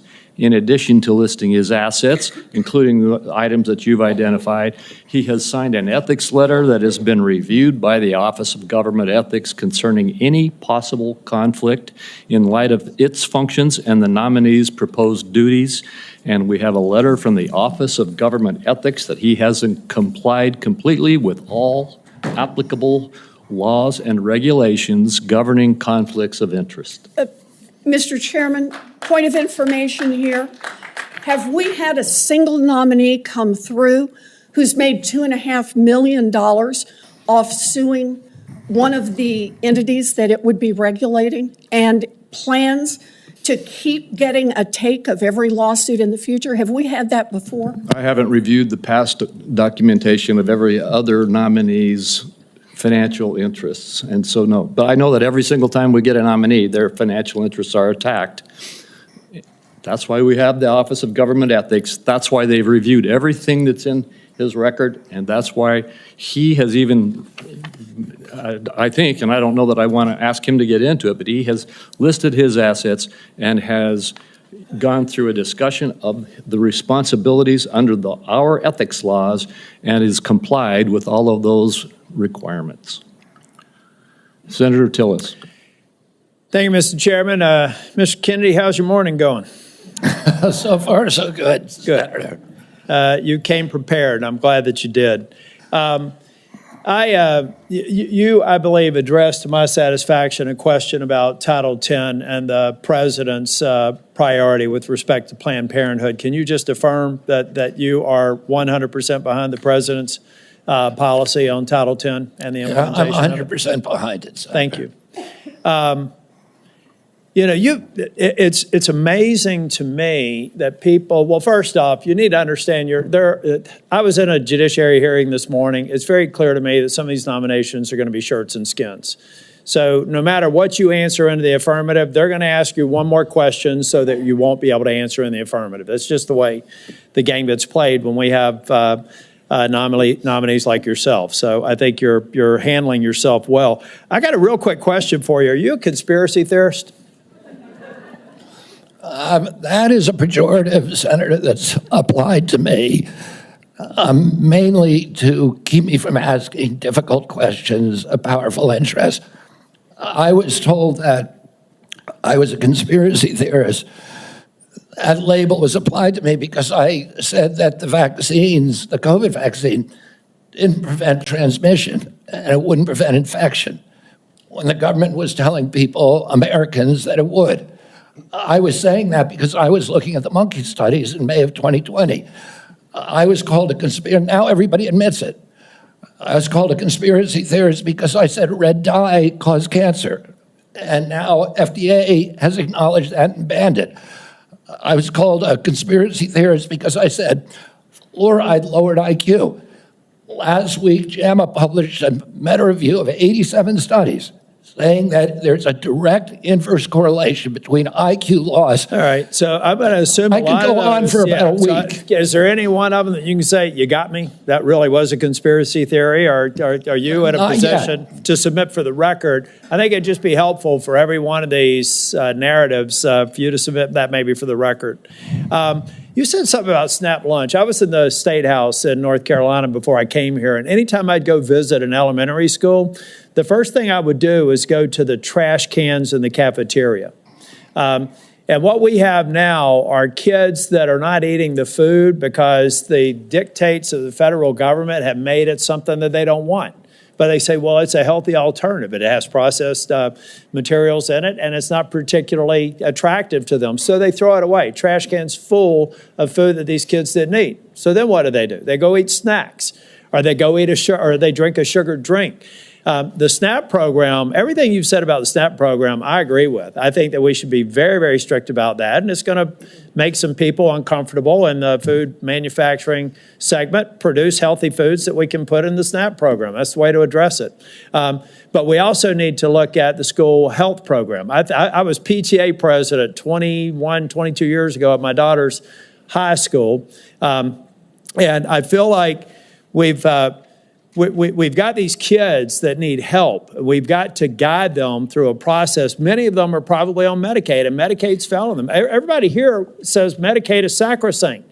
Nobody's admitted that Medicaid is not producing positive health outcomes. Is that your problem with Medicaid right now, the program or the outcomes? It's the outcomes. We're spending $900 billion in our people are getting sicker every single year. Yeah, so And anybody who's President Trump building wants people to have it, Americans to have high quality insurance. That's what anybody he's- who's building a case for the status quo of Medicaid is by extension saying that they're happy with the outcomes. I think it's unacceptable. I do have a question for you on Project Warp Speed. We supported the CARES Act. We had 97 people in the U.S. Senate vote for it. Everybody here. There was only one member of Congress that voted against it, I believe. And Project Warp Speed had CDC, FDA, NIH, and BARDA very much in the mix. Now, some people think that you're going to come in here and insert yourself into those agencies in a way that's never been done before. Let's say that they're a part of a future Project Warp Speed. Is it your intent to go in and do something that's never been done before, based on my staff's research, and insert yourself in a discussion that the scientists are dealing with in those different agencies? No, Senator. What I want to do is, I'm not a scientist. I want to empower scientists. I want to make sure that science is unobstructed by vested or economic interests. That's good. Or by bad culture. And I'll just say about Operation Warp Speed, it was an extraordinary accomplishment, showed demonstration of leadership by President Trump. When he promoted Operation Warp Speed, he was looking at all of the different remedies, including vaccines. Therapeutics, everything. Therapeutic, ivermectin, hydroxychloroquine, famotidine, even chlorine dioxide. And he was not looking at shutting down our country for the year, forcing people to wear masks for a year, forcing all social distancing that did not have any scientific basis, which Dr. Fauci has now acknowledged. He said, we took it out of thin air. But all of those changed during the Biden administration. And it became very narrowly focused. We ended up with the worst, the highest death count of any country in the world. Mr. Chair, if I can just ask one final question, and I think it's a one-word answer. I've heard a lot of people complaining about health care delivery, Medicaid. On the other side of the dais here, who's been responsible for health care policies over the last 4 years? The Biden administration. I mean, the president, the Biden, okay. Yeah. So that, I'd like to have heard more of those in oversight hearings over the last 4 years. I haven't, but I'm glad that there's an acknowledgement that you're inheriting a problem that needs to be fixed. Thank you. Thank you, Senator. Senator Sanders. Thank you, Mr. Chairman. Mr. Kennedy, thanks for being with us. I very much like the slogan that you coined, Make America Healthy Again. And I strongly agree with that effort. Despite spending, as you indicated, 2 or 3 times as much per capita on healthcare as other nations, we have 85 million people who are uninsured, underinsured. We have all kinds of chronic illnesses. Our life expectancy is lower than other countries. And for working class people in this country, they are living 6, 7 years shorter lives than the top 1%. We got a problem, okay? And I'm going to suggest some ideas that I think can remedy that. Last year, the insurance industry in this country made over $70 billion, while at the same time, 85 million Americans are uninsured or underinsured. Do you agree with me that the United States should join every other major country on earth and guarantee health care to all people as a human right? Yes? No? Senator, I can't give you a yes or no answer to that question. Health care a human right? Is health care a human right? In the way that free speech is a human right, yeah. I would say it's different, because if with free speech doesn't cost anybody anything, but in healthcare, if you smoke cigarettes for 20 years and you get cancer, you are now taking from the pool.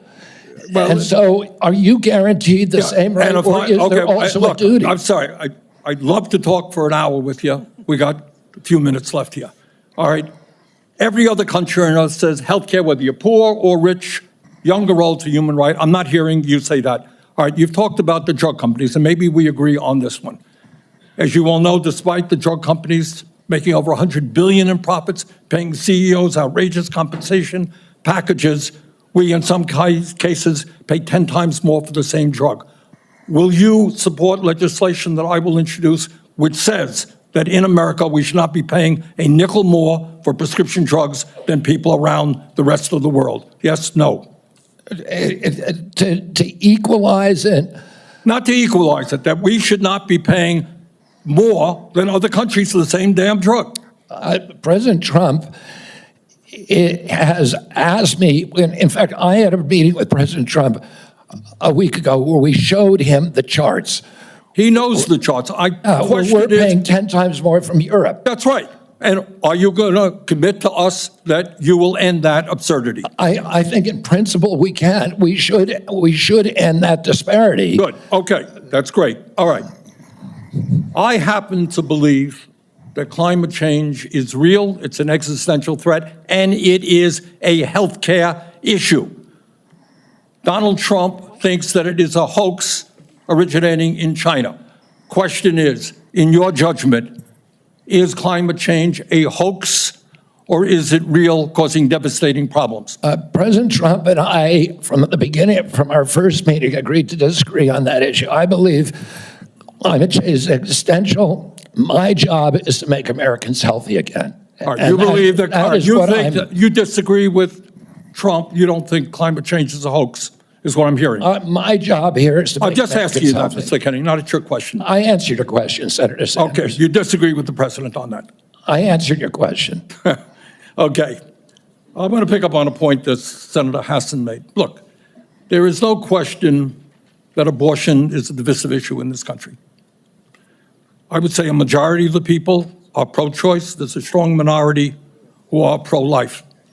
A year and a half ago, you went to New Hampshire, running for president, gave a speech, and you talked about government should not tell a woman what she can do with her own body. That's her choice. Now, I think everybody on that side is pro-life. I think everybody here is pro-choice. I have never seen any major politician flip on that issue quite as quickly as you did when Trump asked you to become HHS secretary. Tell me why you think people should have confidence in your consistency and in your word when you really made a major U-turn on an issue of that importance in such a short time. Senator, I believe, and I've always believed, that every abortion is a tragedy. But you told the people in New Hampshire that it was their right. All right, let me do a last question here because I'm running out of time. I think the gist of what you're trying to say today is you're really pro-vaccine, you want to ask questions. You have started a group called the Children's Health Defense. You're the originator. Right now, as I understand it, on their website, they are selling what's called onesies. These are little things, clothing for babies. One of them is titled Unvaxxed, Unafraid. Next one, and they're sold for $26 a piece, by the way.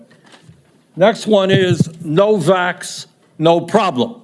Now, you're coming before this committee and you say you're pro-vaccine. Just want to ask some questions. And yet your organization is making money selling a child's product to parents for $26, which casts fundamental doubt on the usefulness of vaccines. Can you tell us now that you will, now that you are pro-vaccine, that you're going to have your organization take these products off the market? Senator, I have no power over that organization. I'm not part of it. I resigned from the board. Yeah, that was just a few months ago.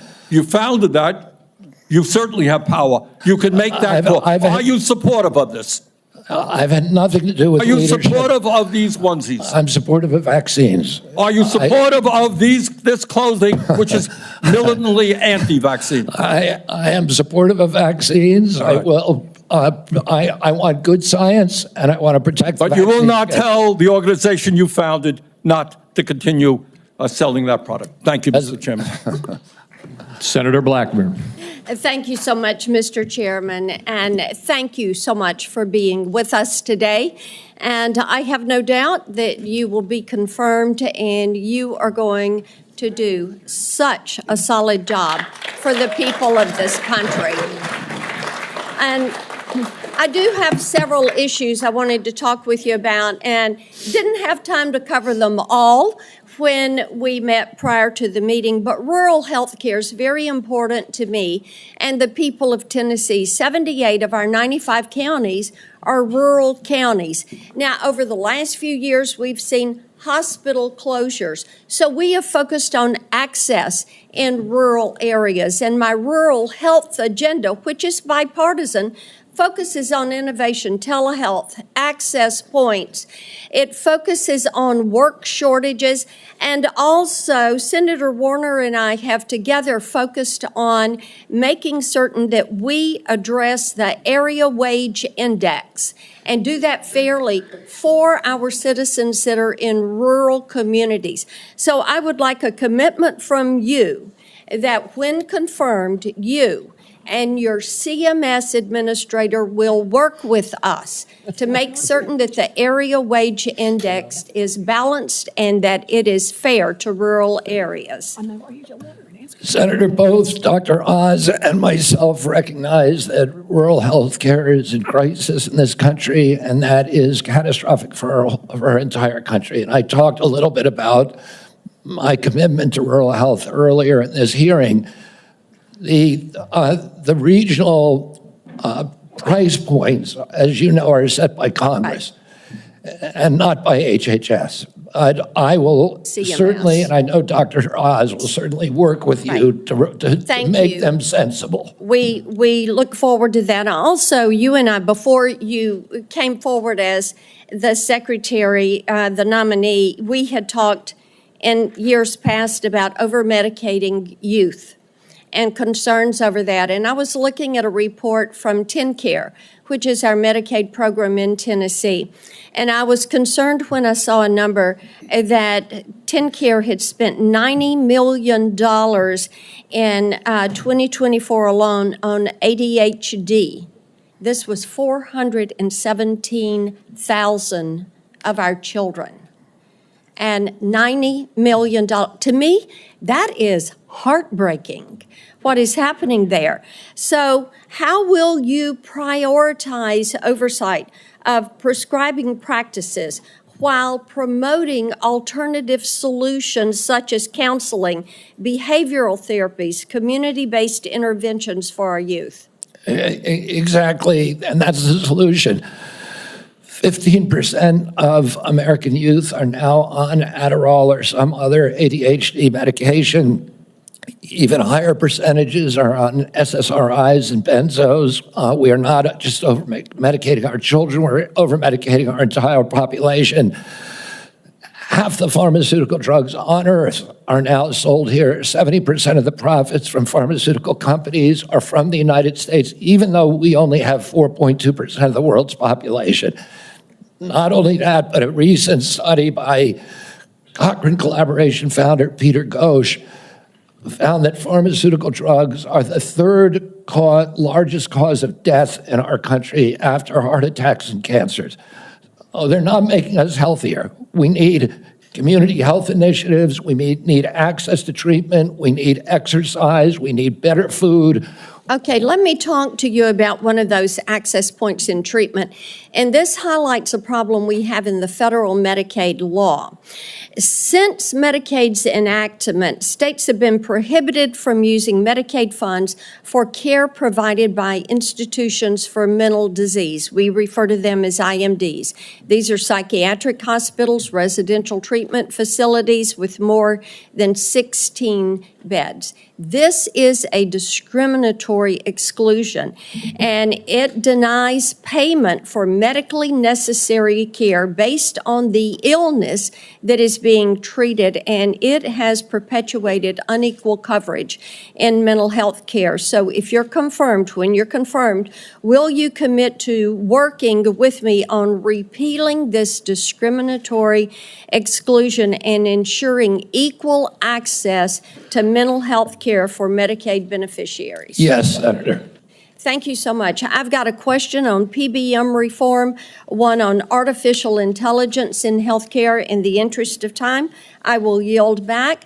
I look forward to seeing you help make us healthy again. Thank you, Senator.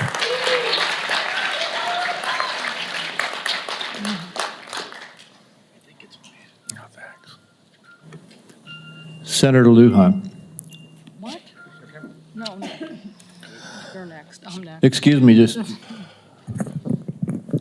I made a mistake. It's Senator Cantwell. Thank you so much. Thank you, Mr. Chairman, and congratulations on your nomination, Mr. Kennedy. And I've been absent only because I've been in another hearing with the nominee to be the Commerce Secretary. So I will review everything that you've said today and look at that diligently. But one of the things that I wanted to discuss with you is I represent a very big innovation state. And innovation in healthcare specifically. Innovation like NIH funding to the Fred Hutch Cancer Center that helped develop the HPV vaccine, which has the potential to eliminate over 95% of cervical cancer. NIH also funds a lot of jobs and grants, nearly 11,000 people in the state of Washington and over $1.2 billion worth of grants. So while I agree with you on healthy foods, I definitely am troubled by the medical research side of innovation and some of the things that you have said. In fact, this issue about laying off 600 employees at NIH, or giving the fact that, to quote, give infectious disease a break for 8 years. So we've had a chance to talk about this a little bit, but the most striking example of this is when COVID hit. And we were the first in the nation. We had the first case, and it really was the fast response by the University of Washington that really helped save lives. So I just want to know that, are you aware of how harmful these issues could be for public health? That public health in and of itself could be affected by these kind of anti-science views? Senator, I have always been a science person, a pro-science person. I believe in evidence-based medicine and gold standard science. When I said, and I've explained this before you came in, that 600 people out of a workforce of 91,000 is pretty typical. Last year alone, President Biden replaced 3,000 people at HHS and 700 at NIH. I want to say this.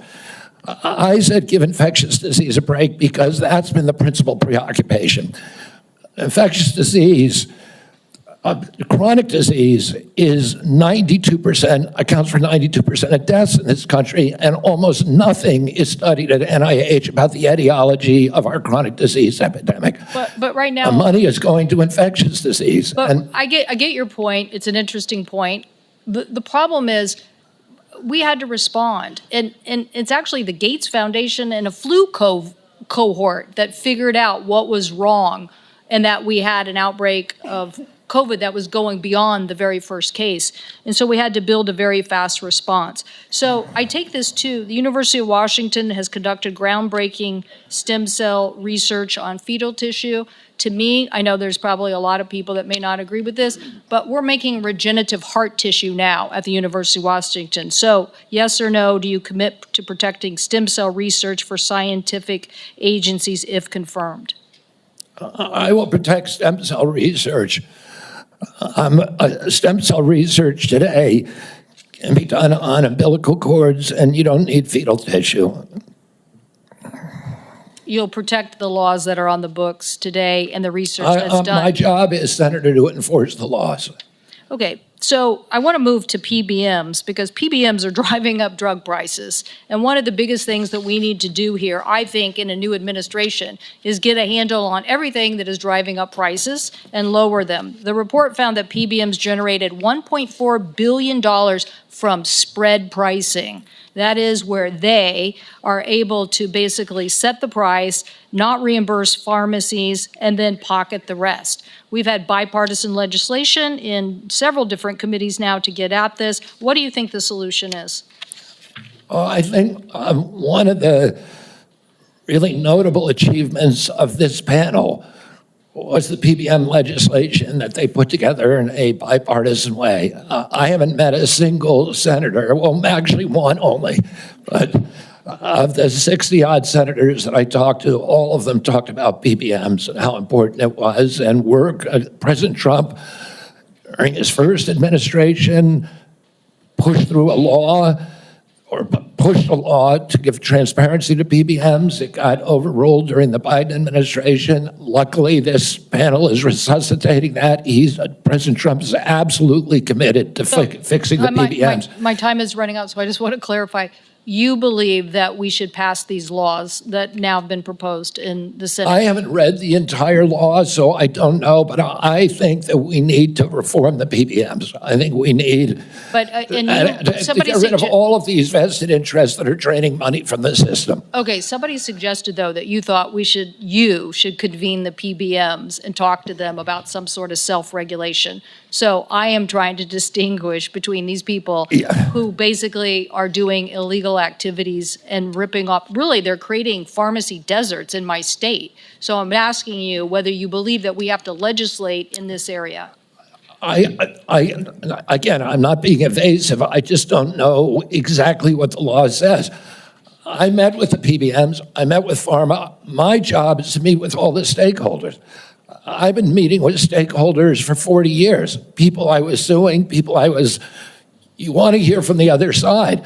Well, that doesn't mean I would let the PBMs write their own ticket. I think I support the efforts of this committee to come up with bipartisan legislation. President Trump wants to get the excess profits away from the PBMs and send it back to primary care, to patients in this country, and to high-quality health care. I'll ask you for the record, since my time has expired, to look at the legislation that came out of the Commerce Committee that defines the legal activities that they are doing to drive up prices, and get us an answer for the record. Thank you, Mr. Chairman. In principle, I support that legislation. Thank you. And let me just tell you the list as we have to move forward to the ending here. Senator Lujan will be next, followed by Senator Marshall, Senator Warnock, Senator Smith, Senator Young, and Senator Welch. And let me say again, Mr. Chairman, this is a matter of such importance. A number of my colleagues would like a second round, and I think it would be important to offer, say, a modest amount of additional time to get into this on both sides. I know I have some questions, but I want my colleagues to have the opportunity to raise their concerns as well. Well, I've said, as I have indicated to you, Senator Wyden, I'm not going to do a second round. I have been very generous with the senators. I think almost every single senator has had 7 minutes at least. And I will give you a second, as is our practice between the two of us. I'll then divide my time up with my colleagues. Okay, you are welcome to do that. Thank you. Senator Lujan. Thank you, Mr. Chairman. Mr. Kennedy, when we met, you stated to me that it is not your goal to take away programs that work for Americans. Do you stand by that statement? Yes, Senator. Mr. Kennedy, do you know how many Americans rely on Medicaid? It's about 72 million plus the 7 million kids who are on chips. Appreciate that, 72 million. Yes or no, is it important that expectant mothers and newborns have access to health coverage? Is it important that expectant mothers and newborns have access to health coverage? Absolutely, Senator. Mr. Kennedy, do you know how many babies born in this country are covered through Medicaid? I would guess, I don't know the answer, I would guess about 30 million. I have it, Mr. Kennedy. About 41% or 1.4 million babies births are financed by Medicaid, according to the National Center for Health Statistics. Yes or no, do you believe that Medicaid is a critical program? I believe that Medicaid is a critical program, but that it's not working as well as it ought to be. And President Trump has asked me to make it work better, that most Americans are not happy with it. The premiums are too high, the deductibles are too high, and everybody's getting sicker. Too much money is going to the Kennedy, insurance industry. I have a series of yes or no questions. They're pretty simple. because you heard we're not going to get a second round of questions, I ask for your indulgence to be able to get through them, yes or no. In New Mexico, as you know, Medicaid is often measured state by state. It might surprise you if you look at some of those surveys. In New Mexico, the response was 90% of New Mexicans on Medicaid report satisfaction getting care, 80% getting specialist care, 85% getting urgent care, 95% ease of filings out of focus. Not to pick on any one of my colleagues, but in Louisiana, 86% of people on Medicaid are satisfied with their interactions. 83% are satisfied getting care. 85% are satisfied getting specialized care. 82% getting urgent care. I can go on state by state, but we don't have the time today. Yes or no, do you support cutting Medicaid or reducing, and especially in an area where you and I spoke about with the federal investment in Medicaid, which is known as FMAP? President Trump has not told me to that he wants to cut Medicaid. He's told me to make it better. Do you support cutting, yes or no? Let me ask you this way, since it's only about President Trump. I support making it better, Senator. If President Trump asked you to cut Medicaid, will you do it? Oh, it's not up to me to cut Medicaid. It would be up to Congress. And you don't I'm going to work. I'm going to work, Mr. Kennedy, you don't want to answer? I'll move on. Do you know how many states will end? Mr. Chairman, if I may pause my time. So I understand that people are getting asked to leave if they stand up with signs, but there's a lot of other as well, Mr. Chairman. So it needs to be extended to everyone. As Mr. Kennedy said, we should respect each other when we have a difference of opinion. We're just trying to do our jobs here and trying to ask questions. That's all. And that's all I'm doing with Mr. Kennedy, folks. So I just hope that we can. Senator Lujan, you are right, and I ask the audience to please be respectful. Thank you, Mr. Chairman. I appreciate that very much. Mr. Kennedy, do you know how many states will end their Medicaid expansion if the federal share of Medicaid drops? Well, there's 40 states that have signed on to the expansion. So, it's a smaller number. So it's 9 states would quickly have to end their expansion because of the laws that they have. That's about 4 million folks across the country. And in New Mexico, Iowa, and Idaho, they have triggers that it would immediately have to go into effect if, in fact, that gets cut. The reason I'm asking those questions is there's been a lot of chatter and conversations around Medicaid. Now, I agree we can always do better, and we must be doing better in America. But Medicaid has been shown to improve health outcomes, including mortality, quality of life, and access to preventative care as well. And there's some areas, Mr. Kennedy, that you and I touched on specific to Native American communities. One of the concerns that I have are these programs matter to folks. You shared your passion about caring for folks. I believed that passion. My question in this area is, as you know, when folks are doing research and they're going to check to see if medicine works on someone, if they're not included in that trial, it often doesn't help them. That's what all the evidence shows. So what are you going to do when programs are eliminated to require the inclusion of Native Americans in clinical trials when it comes to life-saving medicine? I'm going to do everything I can to make sure that there's Native Americans in clinical trials. As I said to you when I visited your office, I spent 20% of my career working on Native issues.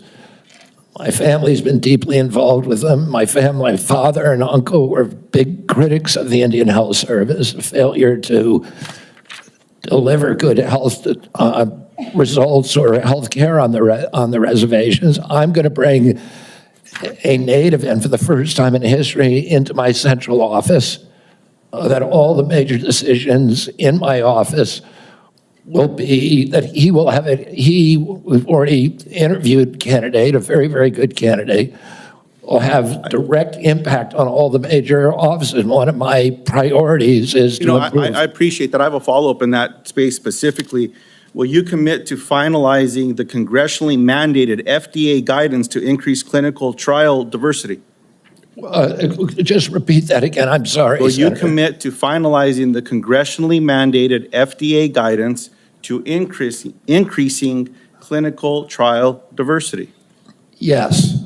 I appreciate that. Will you commit to reinstating all of the pages that were eliminated and people that were fired from this administration that have this responsibility? I cannot commit to that because I don't know who they are. Well, there's I'll some commit folks out to there doing the working work. with you to make Mr. sure Kennedy, those positions are adequately staffed. I will follow up in writing in those specific areas because I think there's some commonality here, but answers matter. And so I'd like to get those as timely as possible. The last thing, Mr. Chairman, that I'll say is one of the conversations I had last before this hearing was with a family that I've been working with to work with my Republican colleagues when it comes to autism and federal programs and making a difference in these families' lives and this little girl's life. What I'm asking now, Mr. Chairman, is unanimous consent to enter into the record an article from Autism Speaks titled, quote, "Do Vaccines Cause Autism?" End quote. And I'll note that the first sentence states, quote, "Vaccines do not cause autism," end quote. Thank you. I yield back. Without objection. And before we move on, we've had a request from several quarters for a quick restroom break. We will take a 5-minute recess. I'm sorry to those remaining 5 or 6 senators who must wait a few minutes, but we will have a quick break. We will be back as soon as we can.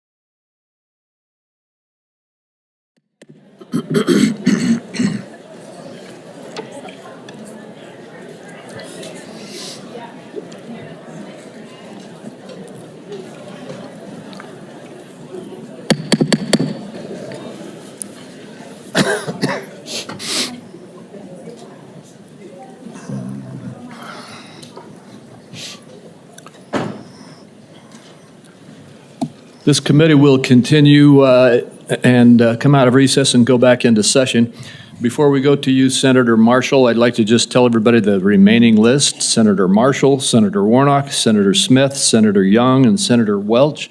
And then I did indicate earlier that I would give another 5 minutes to Senator Wyden. I understand he has distributed that 5 minutes to a few of the other senators.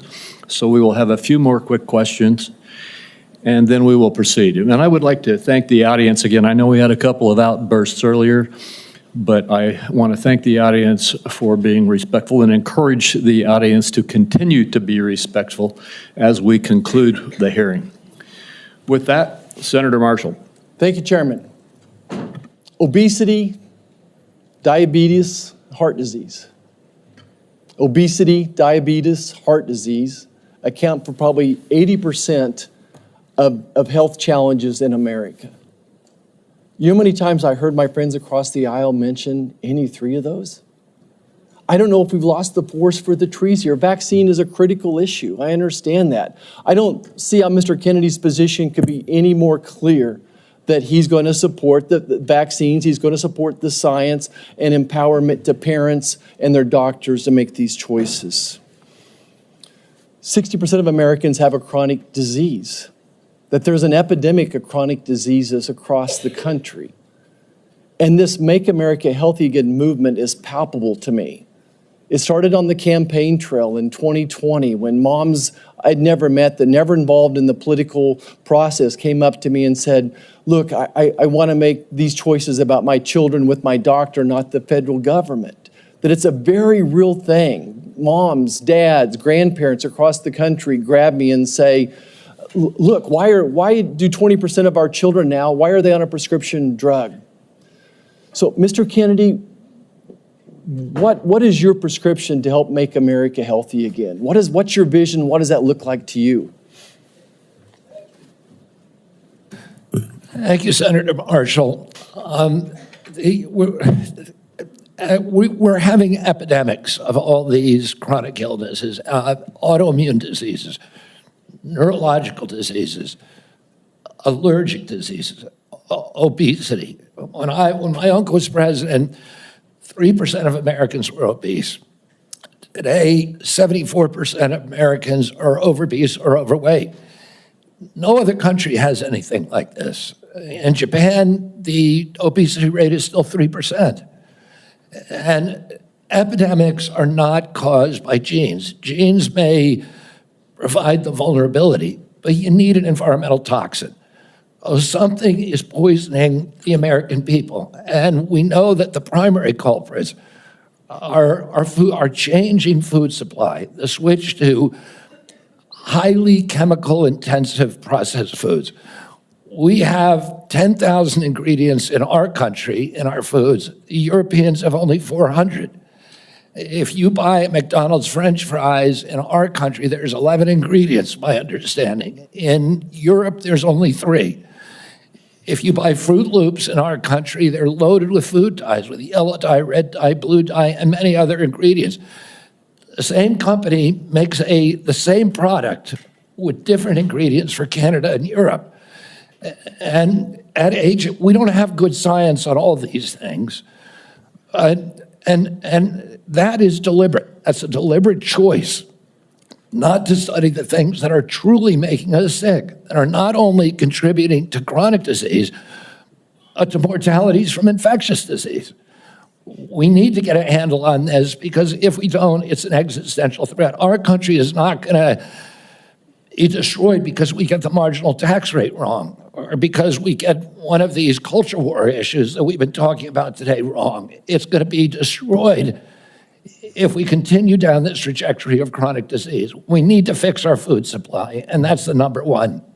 Thank you, Mr. Kennedy. Certainly, I share your concern with ultra-processed foods. On the other end of this food chain are my farmers and ranchers back home. Would you just take a second and share your compassion, how you feel about farmers and ranchers, that they respond to the market. They don't dictate the market. They grow what the market is wanting them to grow. And Senator Hawley told me the other day that his brother-in-laws are all farmers. And he said 4 out of every 5 of his brother-in-laws has Parkinson's disease. And that kind of cluster we're seeing across farm country of cancers, autoimmune diseases, obesity, et cetera. And we can now not export American food to Europe because the Europeans won't take our food. That's not good for farmers. We're also destroying our soil because some of the chemicals that farmers use destroy the microbiome. And that causes the erosion of the soil. You can't get water infiltration. Water pools up and it washes the soil off. Agronomists now estimate that we only have, if we continue doing these processes, only 60 harvests left before our soil is gone. Farmers are using seeds and chemicals that are, over the long term, are costing them and us. And what we need to do is we need to support the farmers. We need the farmers as partners if we're going to make them work.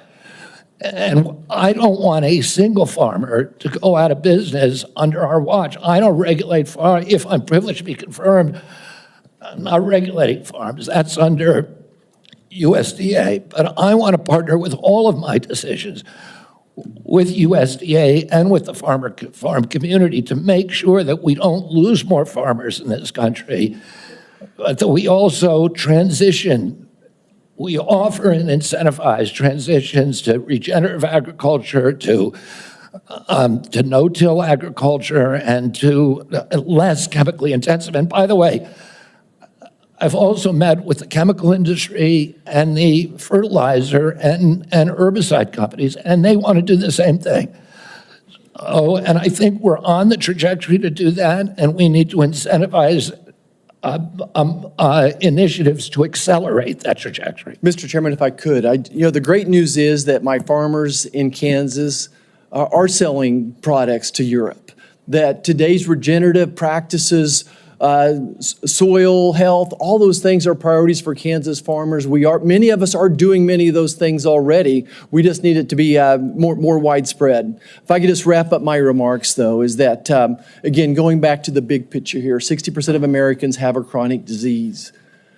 Mr. Kennedy, I believe for such a time as this that you're not just one of 300 million people. I think that you are the person to lead HHS to make America healthy again, that God has a divine purpose for you, and I look forward to your confirmation and working with you to make America healthy again. Thank you, Senator. Thank you.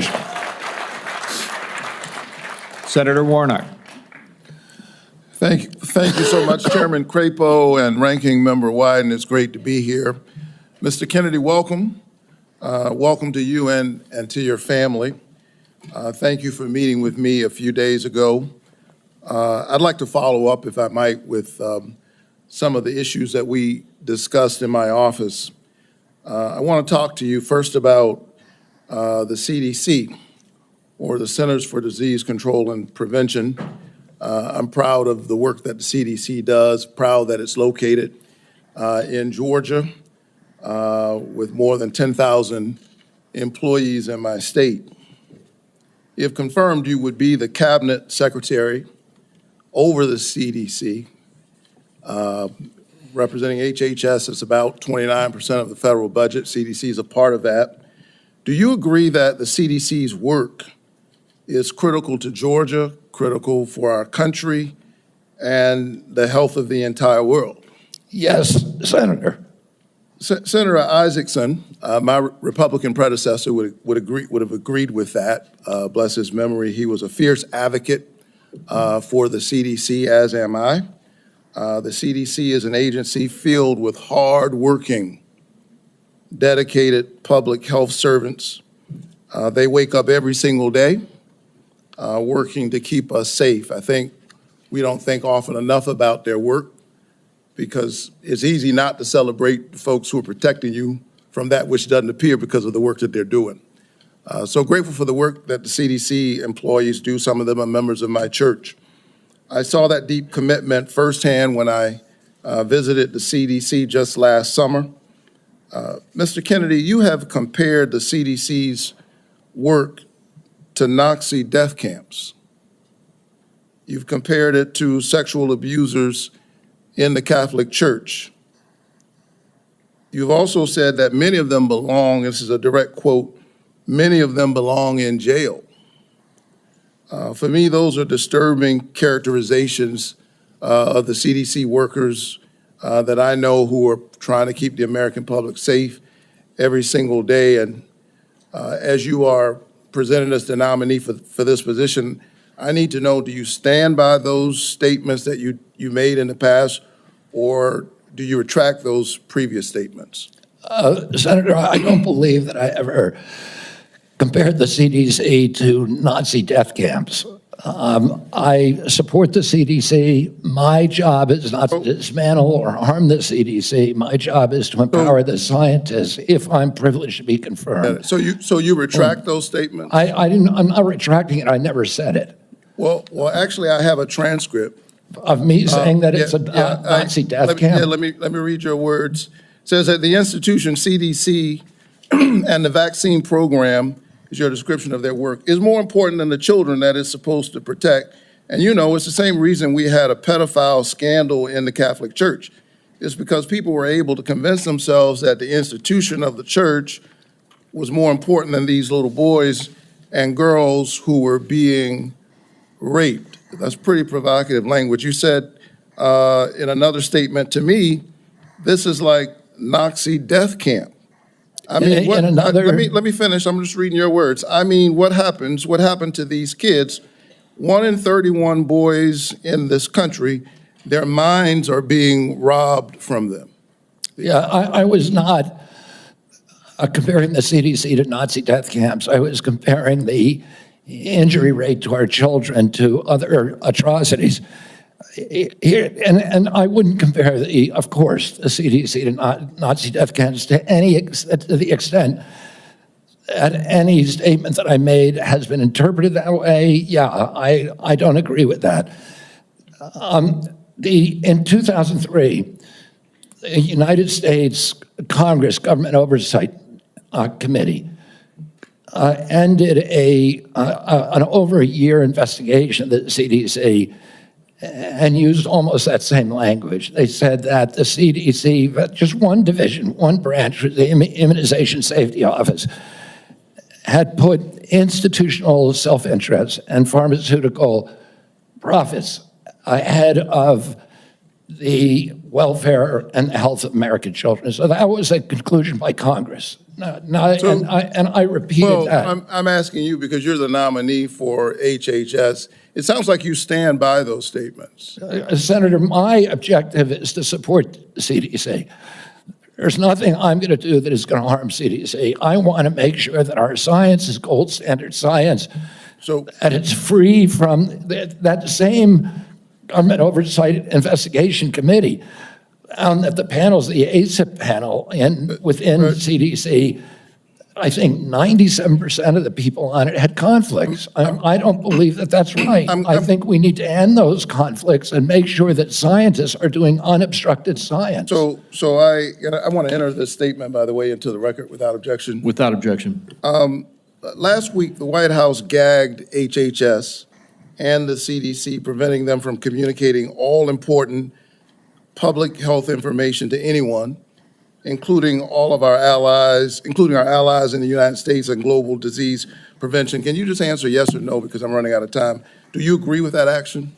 I was not consulted on it, but that's pretty much standard operating procedure for incoming administration. So you agree with the action that gagged HHS and CDC from communicating important public health information to the public? That directive made sure that no public health, that only non-essential travel and mass communications were temporarily suspended pending the confirmation of a new HHS secretary. This is standard operating procedure for every administration. I get it. I don't think what we've seen over the last several days is standard operation for new administrations. I think we're seeing some unprecedented actions, but you agree with it.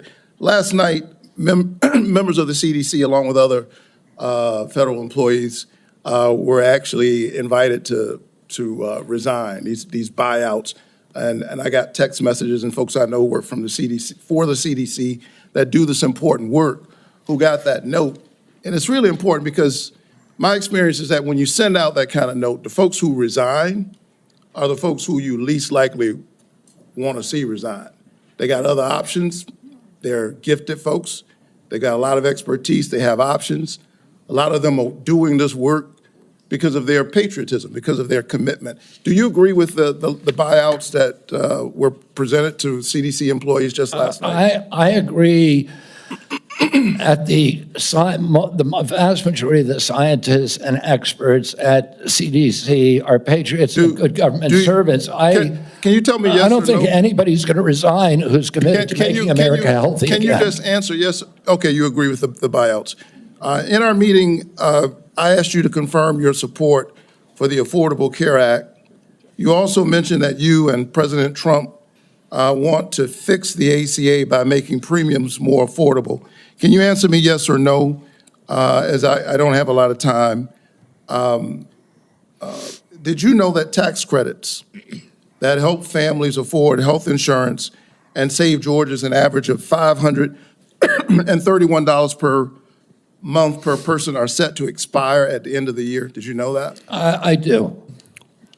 We need to move on. Do you support Congress extending these tax credits so that Americans can continue to afford health care?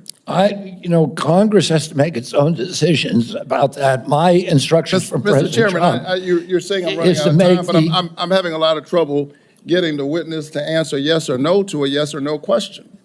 Well, and I've got one more question. You're almost at 9 minutes, sir. Well, I need him to answer yes or no.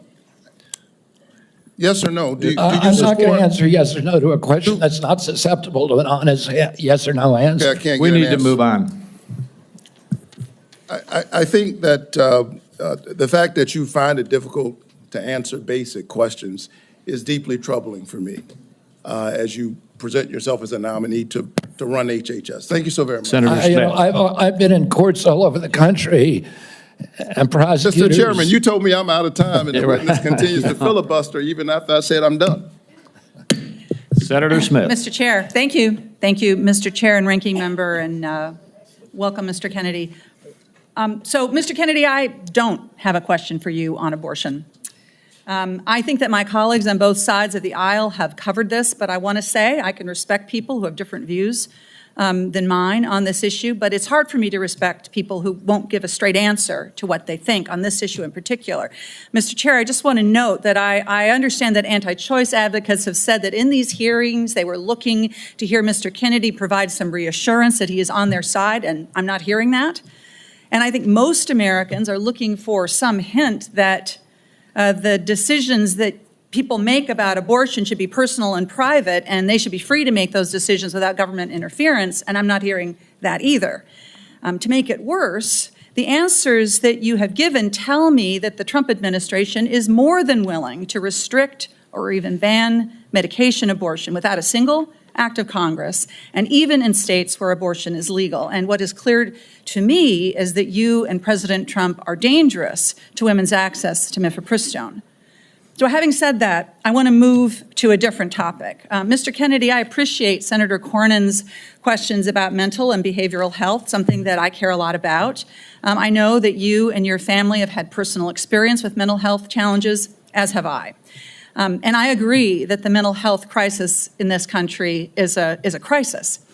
So let me ask you, in an interview in 2023 and again in 2024, you blamed school shootings on antidepressants. You said, and this is a quote, "There is no time in American history or human history that kids were going to shoot schools and shooting their classmates. It really started happening coterminous with the introduction of these drugs, with Prozac and with other drugs. So do you believe, as you've said, that antidepressants cause school shootings? This should be a simple question. I don't think anybody can answer that question, and I didn't answer that question. I said it should be studied. So your answer is?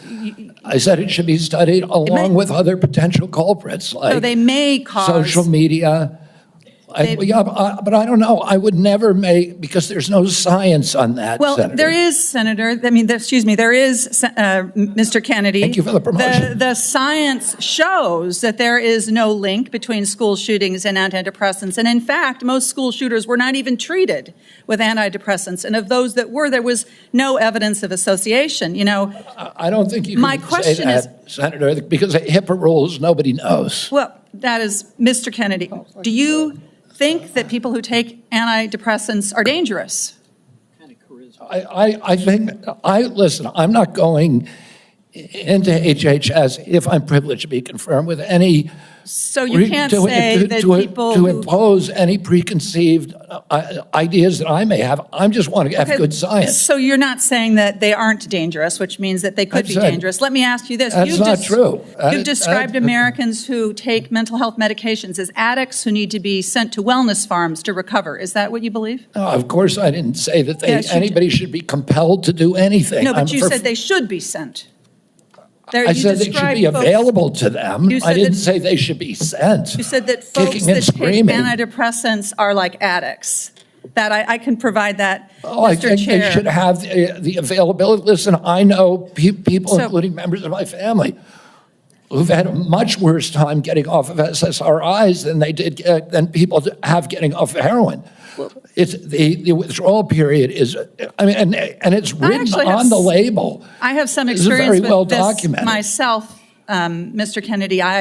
This is personal for me. When I was a young woman and I was struggling with depression, thankfully, I had the resources to help me get through it, including a new generation of SSRI uptake inhibitors, which helped to clear my mind, get me back on track to being a mom and a wife and a productive, happy person. And I'm really grateful for that therapy. So I have some experience with this, and I think that everyone should have access to that care. And your job as secretary is to expand access to care, not to spread lies and misinformation. And you know, the things that you say, Mr. Kennedy, they live on.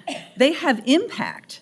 And, you know, we're having this conversation at the same moment that my Republican colleagues are looking to try to figure out how to save money any way they can. And so they want to cut Medicaid. Let's just think about this for a minute, because you're going to be, should you be confirmed, you would be responsible for CMS, which provides mental and behavioral health care to millions of Americans. Close to 40% of folks on Medicaid have a behavioral health condition. And you would be part of this administration that would be looking to cut Medicaid.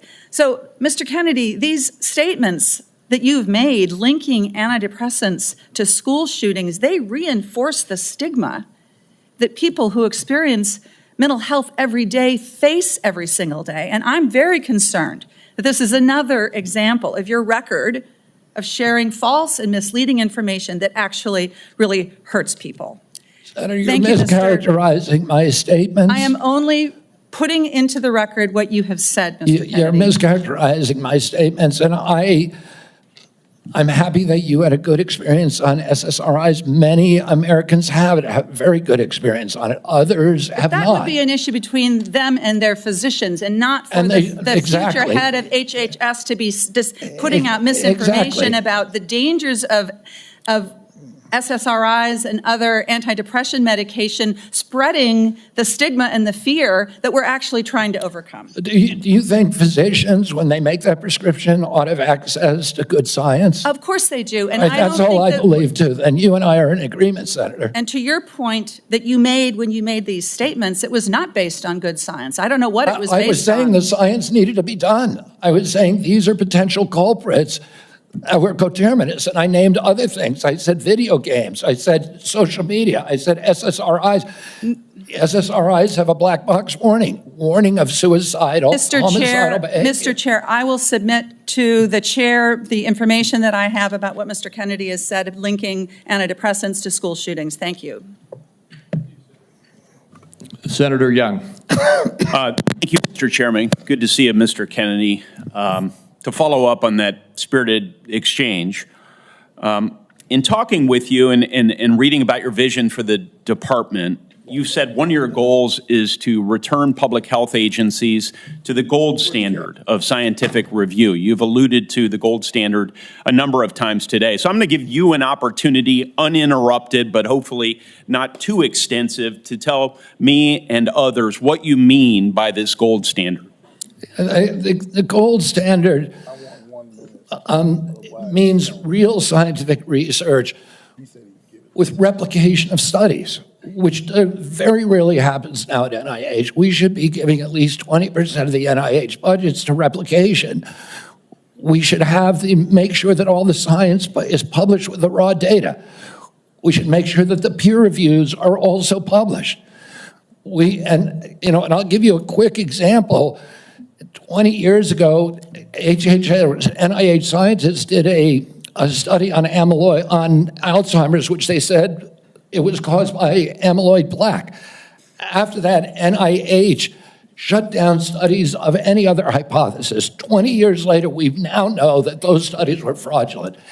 NIH has funded 800 studies on a fraudulent hypothesis, and we've lost 20 years in figuring out a cure for Alzheimer's. And that's just one example. I could give you hundreds. We need to end that. We need to end the old boy system. We need to have replicatable science and be completely transparent about raw data. Thank you, sir. In recent years, particularly during the COVID pandemic, there's been a lot of skepticism about our public health institutions. Some of this, I would say, is warranted, but it's now created a pervasive lack of trust from the public that these institutions are acting in bad faith or failing to act in objective criteria, failing, in short, to act in the best interests of the public. If confirmed, Mr. Kennedy, how will you work to regain the public's trust? I suspect it'll take some time in these important public health institutions. Through radical transparency, I'm going to make the reason people don't trust the public health agencies is because they haven't been trustworthy. And you gave the example of COVID. At the beginning of COVID, everybody was rushing to get that vaccine. We had over a 90% vaccination uptake. Yes, sir. CDC's most recent recommendation is that Americans take the 8th booster. Only 23% of Americans are complying. That means 77% of Americans no longer trust CDC, and that is the problem. Yes, sir. In the absence of full information, might it, I think agree with you, but I want your response. Might it make sense to share that absence of full information with the American people, that uncertainty? I think one of the things by observation and experience that I saw during the pandemic was we had certain prominent doctors appear on television and indicate, no, you absolutely must not wear a mask. 2 weeks later, it's yes, you must wear a mask. But they were certain. And they even demonized people for not following the latest science, knowing there's a high level of uncertainty in that science. Would a measure of humility, and as you say, radical transparency demonstrates humility, help rebuild trust over a period of years? Absolutely. We need to tell Americans what we don't know. We need to make sure studies that reach a null hypothesis are also published. And that doesn't happen. Sir, I think you are right about why healthcare costs are so high in the first place. The answer is indeed chronic disease. 90% of our healthcare spending goes towards managing it, as you say in your open statement. It's not in the main because of waste, fraud, and abuse, although we know some exist. It's not in the main because we have greedy executives at innovative, world-class companies. It's not in the main because we haven't yet adopted an unsustainable Medicare for All scheme. It's because of this. So I'm encouraged that you intend to make that a point of emphasis as it pertains to your future leadership. I will say, with respect to COVID, it's not over for a lot of Americans. It's not over. I know the mission accomplished banner was convenient for the last administration, but as we continue to navigate the ongoing impacts of the COVID pandemic, we have many individuals here in the United States and around the world who are suffering from long-term health effects that significantly impact their quality of life, work, and daily activities, and they've been largely ignored. Funding for long COVID research was appropriated by Congress in December of 2020, followed by additional funding directed by the Biden administration in February 2024.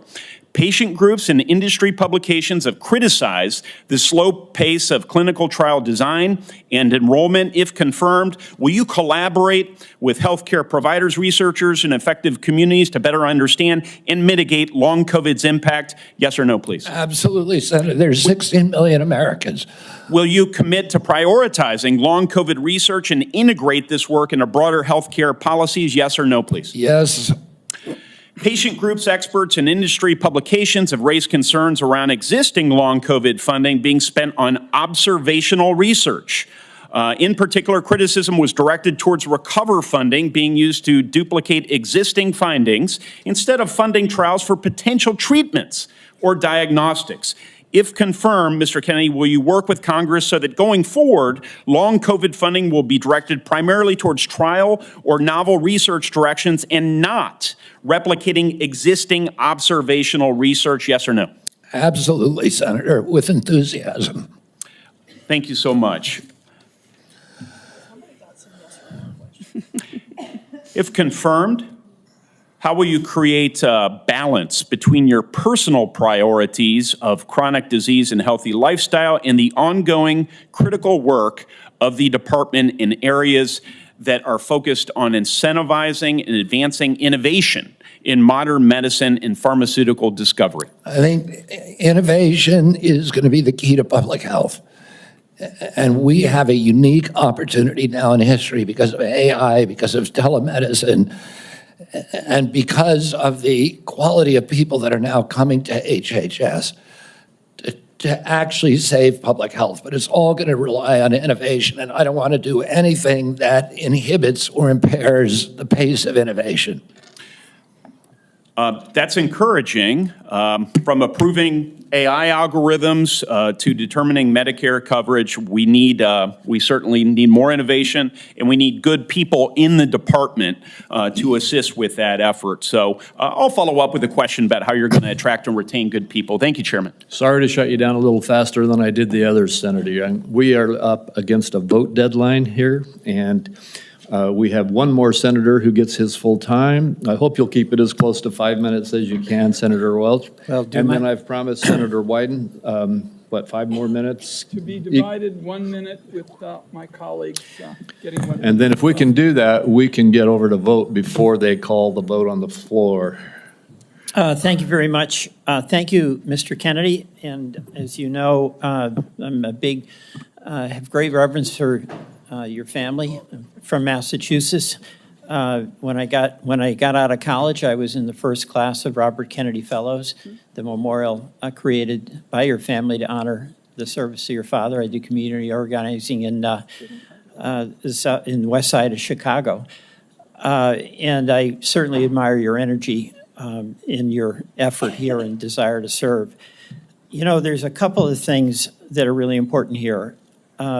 This is not just about a debate on vaccines. It's a debate about the qualifications, experience, and priorities as to the person that will head Health and Human Services.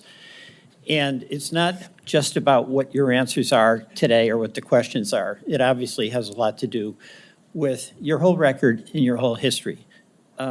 You know, your sister in her letter, or pardon me, your cousin in her letter said, you've always been charismatic, able to attract others through the strength of your personality, willingness to take risk and break rules. That's, I guess, an attribute, but it can be a danger. The question I fundamentally have is whether your willingness to disrupt and maybe break rules is going to be dangerous and destructive. The character questions we didn't go into here, but there's some sketchy things you've acknowledged. Your history with heroin, you've gotten over that. But there's incidents that do, I think, concern the question of whether the stability is there to be in charge of this major organization. And that's compounded by my concern that you don't have any experience managing a large organization, that you don't have any experience in government.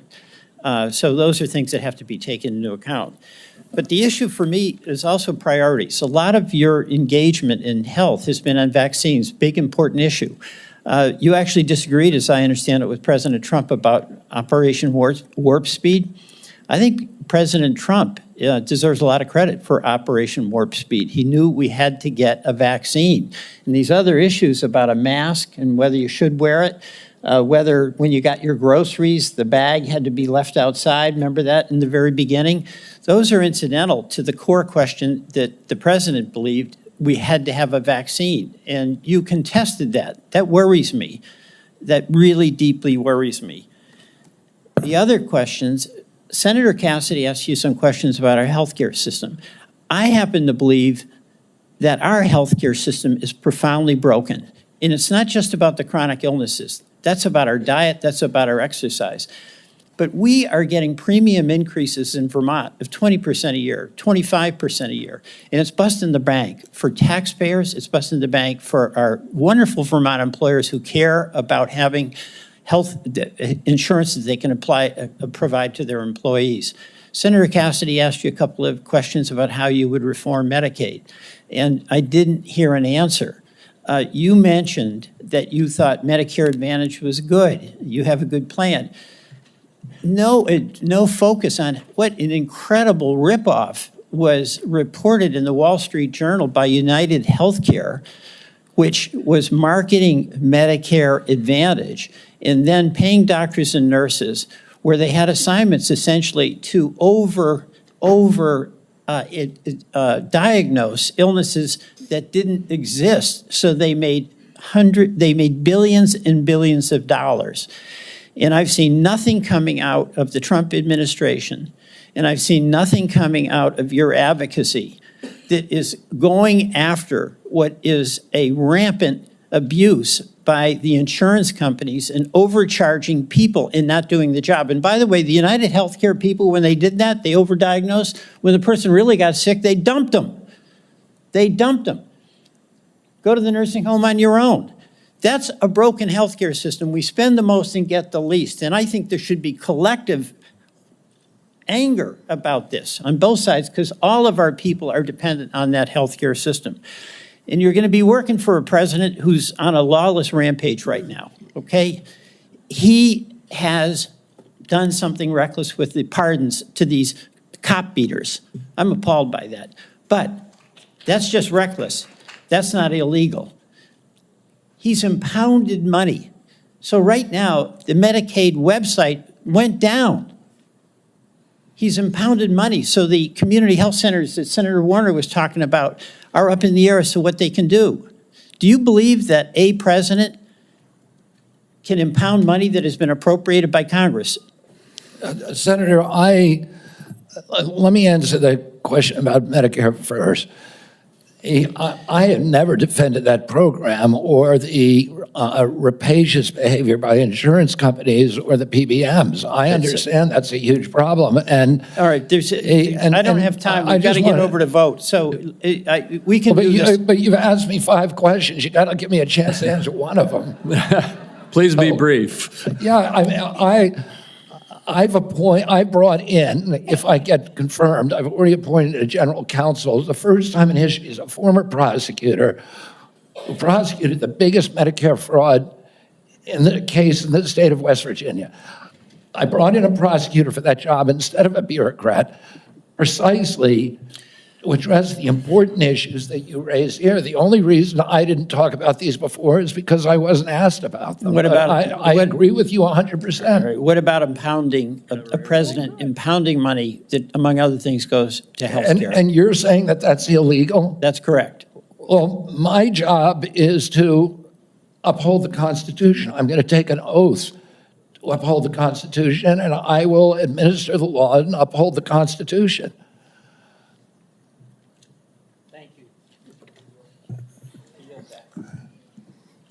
Mr. Chairman, I believe under what we've discussed, I control 5 minutes. I'm going to take one and give one to each of my 4 colleagues that remain.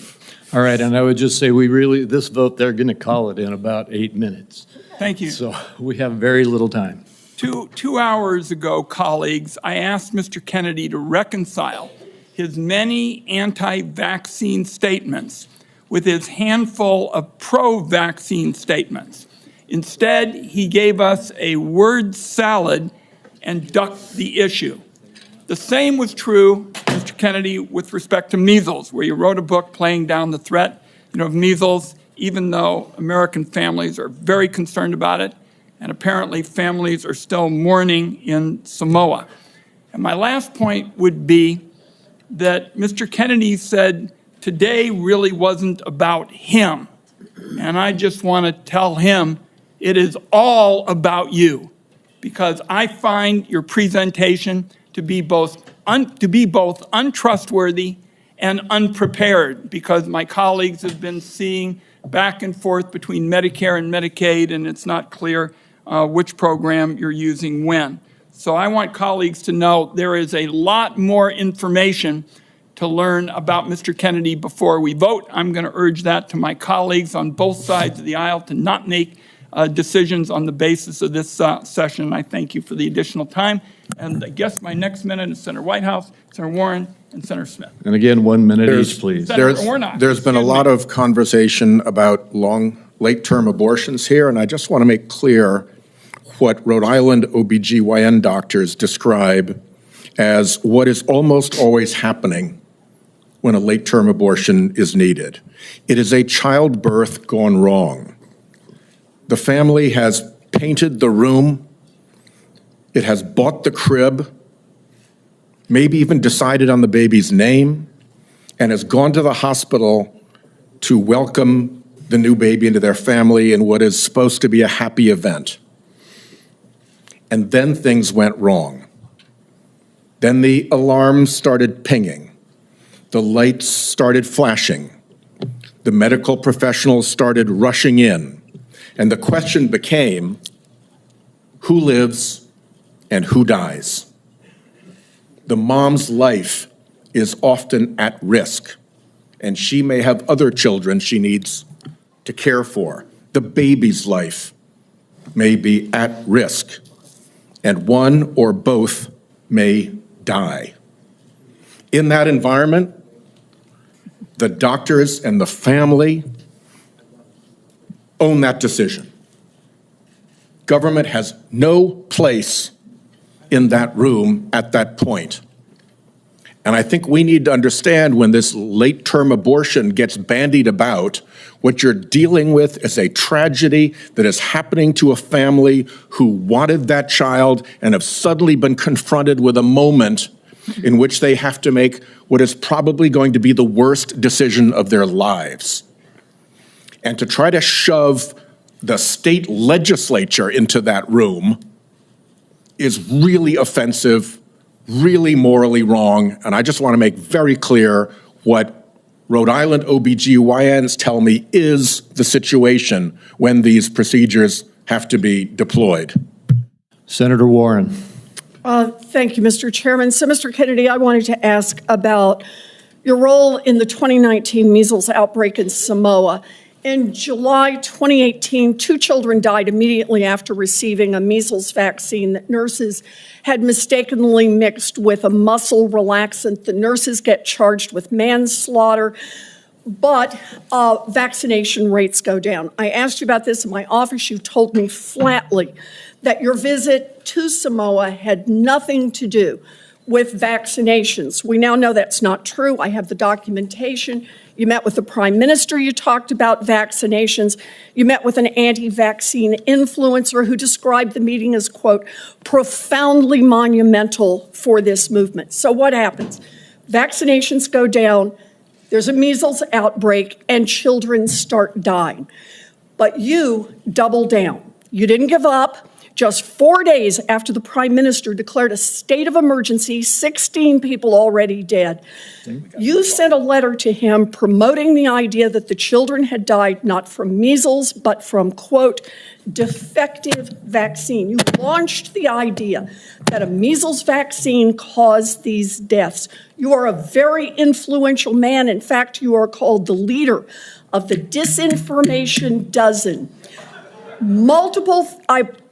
UNICEF and WHO, the World Health Organization, investigated this. They say the claims are false. It is not biologically possible what you claimed. And yet, ultimately, more than 70 people died because they didn't get vaccines. So my question is, do you accept even a scintilla, just even a sliver of responsibility for the drop in vaccinations and the subsequent deaths of more than 70 people? Anything you do differently? No, absolutely not. There were 2 incidents which children died. In 2015 and again in 2015, it was from the measles vaccine. That's what the New Zealand General Hospital found. The government of Samoa banned the measles vaccine after the 2018. I arrived in July of the next year after the ban had been in place for a year. Mr. And Chairman, the measles, understanding that you wanted to hold this to a minute and that I don't get to present all the facts and documentation I've got, how about if we just decide to make entries for the record on exactly what the record shows about Mr. Kennedy's participation? And I think he's answered the yes or no question. He takes no responsibility. Senator Warren, we will do that. And Mr. Kennedy, and to all the senators, every senator knows that following this hearing, they will be able to ask you questions off the record, and you will be able to put answers back onto the record. So please give that answer. I apologize that we're shutting you off for giving a full response right now. Senator Smith, and we are way over time. Thank you, Mr. Chair. So, Mr. Kennedy, you have said that you want to give infectious diseases a break for about 8 years. You spoke about this with Senator Cantwell. My question to you has to do with avian flu. Over 100 million birds culled. The disease has spread to dairy cows, and there are now 67 confirmed human cases and 1 death. So, Mr. Kennedy, do you intend to give research on bird flu a break? no, I intend to devote the appropriate resources to preventing pandemics. That's an essential part of my job. What do you think is causing the avian influenza? I think the H5N1 virus is. So that's good to hear, because in a recent book, I will submit this for the record because we don't have that much time, Mr. Kennedy has questioned the scientific basis for germs causing disease and the power of vaccines and antibiotics. I've never questioned that, Senator. Well, I will submit that for the record. Thank you. Senator Warnock, 1 minute. I like the way you said that to the Baptist preacher. Thank you so much, Mr. Kennedy. Based on our conversations, it's my understanding that you support work requirements in Medicaid. In 2020, President Trump approved a proposal from Georgia state leaders requiring Georgians to jump through a number of onerous bureaucratic hoops and fill out even more paperwork to verify work and get access to health care. I ask this as someone who represents a state that has not expanded Medicaid. The federal government, because of this waiver, spent $70 million on Georgia's Medicaid waiver. 82% of that went to administrative costs. The point that I'm making is that the folks that they're insisting need to work, 90% of those folks are working, they are caregivers, or they have a disability. Let me give you one example. A woman I think of all the time, her name is Heather. She's a traveling nurse from Dalton, Georgia, who falls into the Medicaid coverage gap. Heather experienced a series of small strokes, leaving her unable to work full-time. She's dedicated her life to caring for patients, but now she can't afford her own medical care, out-of-pocket costs, because she doesn't make enough to qualify for tax credits to buy private insurance. What does Heather need? Does she need work requirements, or does she need access to health care so she can finally get healthy and get back to work? The individual that you described would need health care and not a work requirement. Thank you. Thank you. Thank you. Thank you, and we are done with the questioning now. Mr. Kennedy, I apologize to you, to the audience, and to all of my colleagues to have to rush it here at the end, but we have a vote on the Senate floor that they're going to close in about 3 minutes. I want to thank you for appearing before this committee. You have been accessible to the members and staff on both sides of the aisle of the Finance Committee throughout a rigorous process, and I want the whole world to know that you spent hours in meetings answering questions outside of this hearing and providing documents and responses on issue after issue after issue. You've gone through the most thorough vetting process that any committee in this Congress puts anybody through. And I think that you have come through well and deserve to be confirmed. I would like to remind my colleagues that the deadline for submitting any questions for the record is 5 p.m. today. 5 p.m. today. And Mr. Kennedy, we ask that you respond to those questions as quickly as you possibly can. With that, I'm going to leave you in this room and run over to vote. This hearing will be adjourned. I still encourage the audience to be polite and respectful no matter what side of the issues you may be on. And Mr. Kennedy, I look forward to working with you. Thank you, Mr. Chairman. We're adjourned.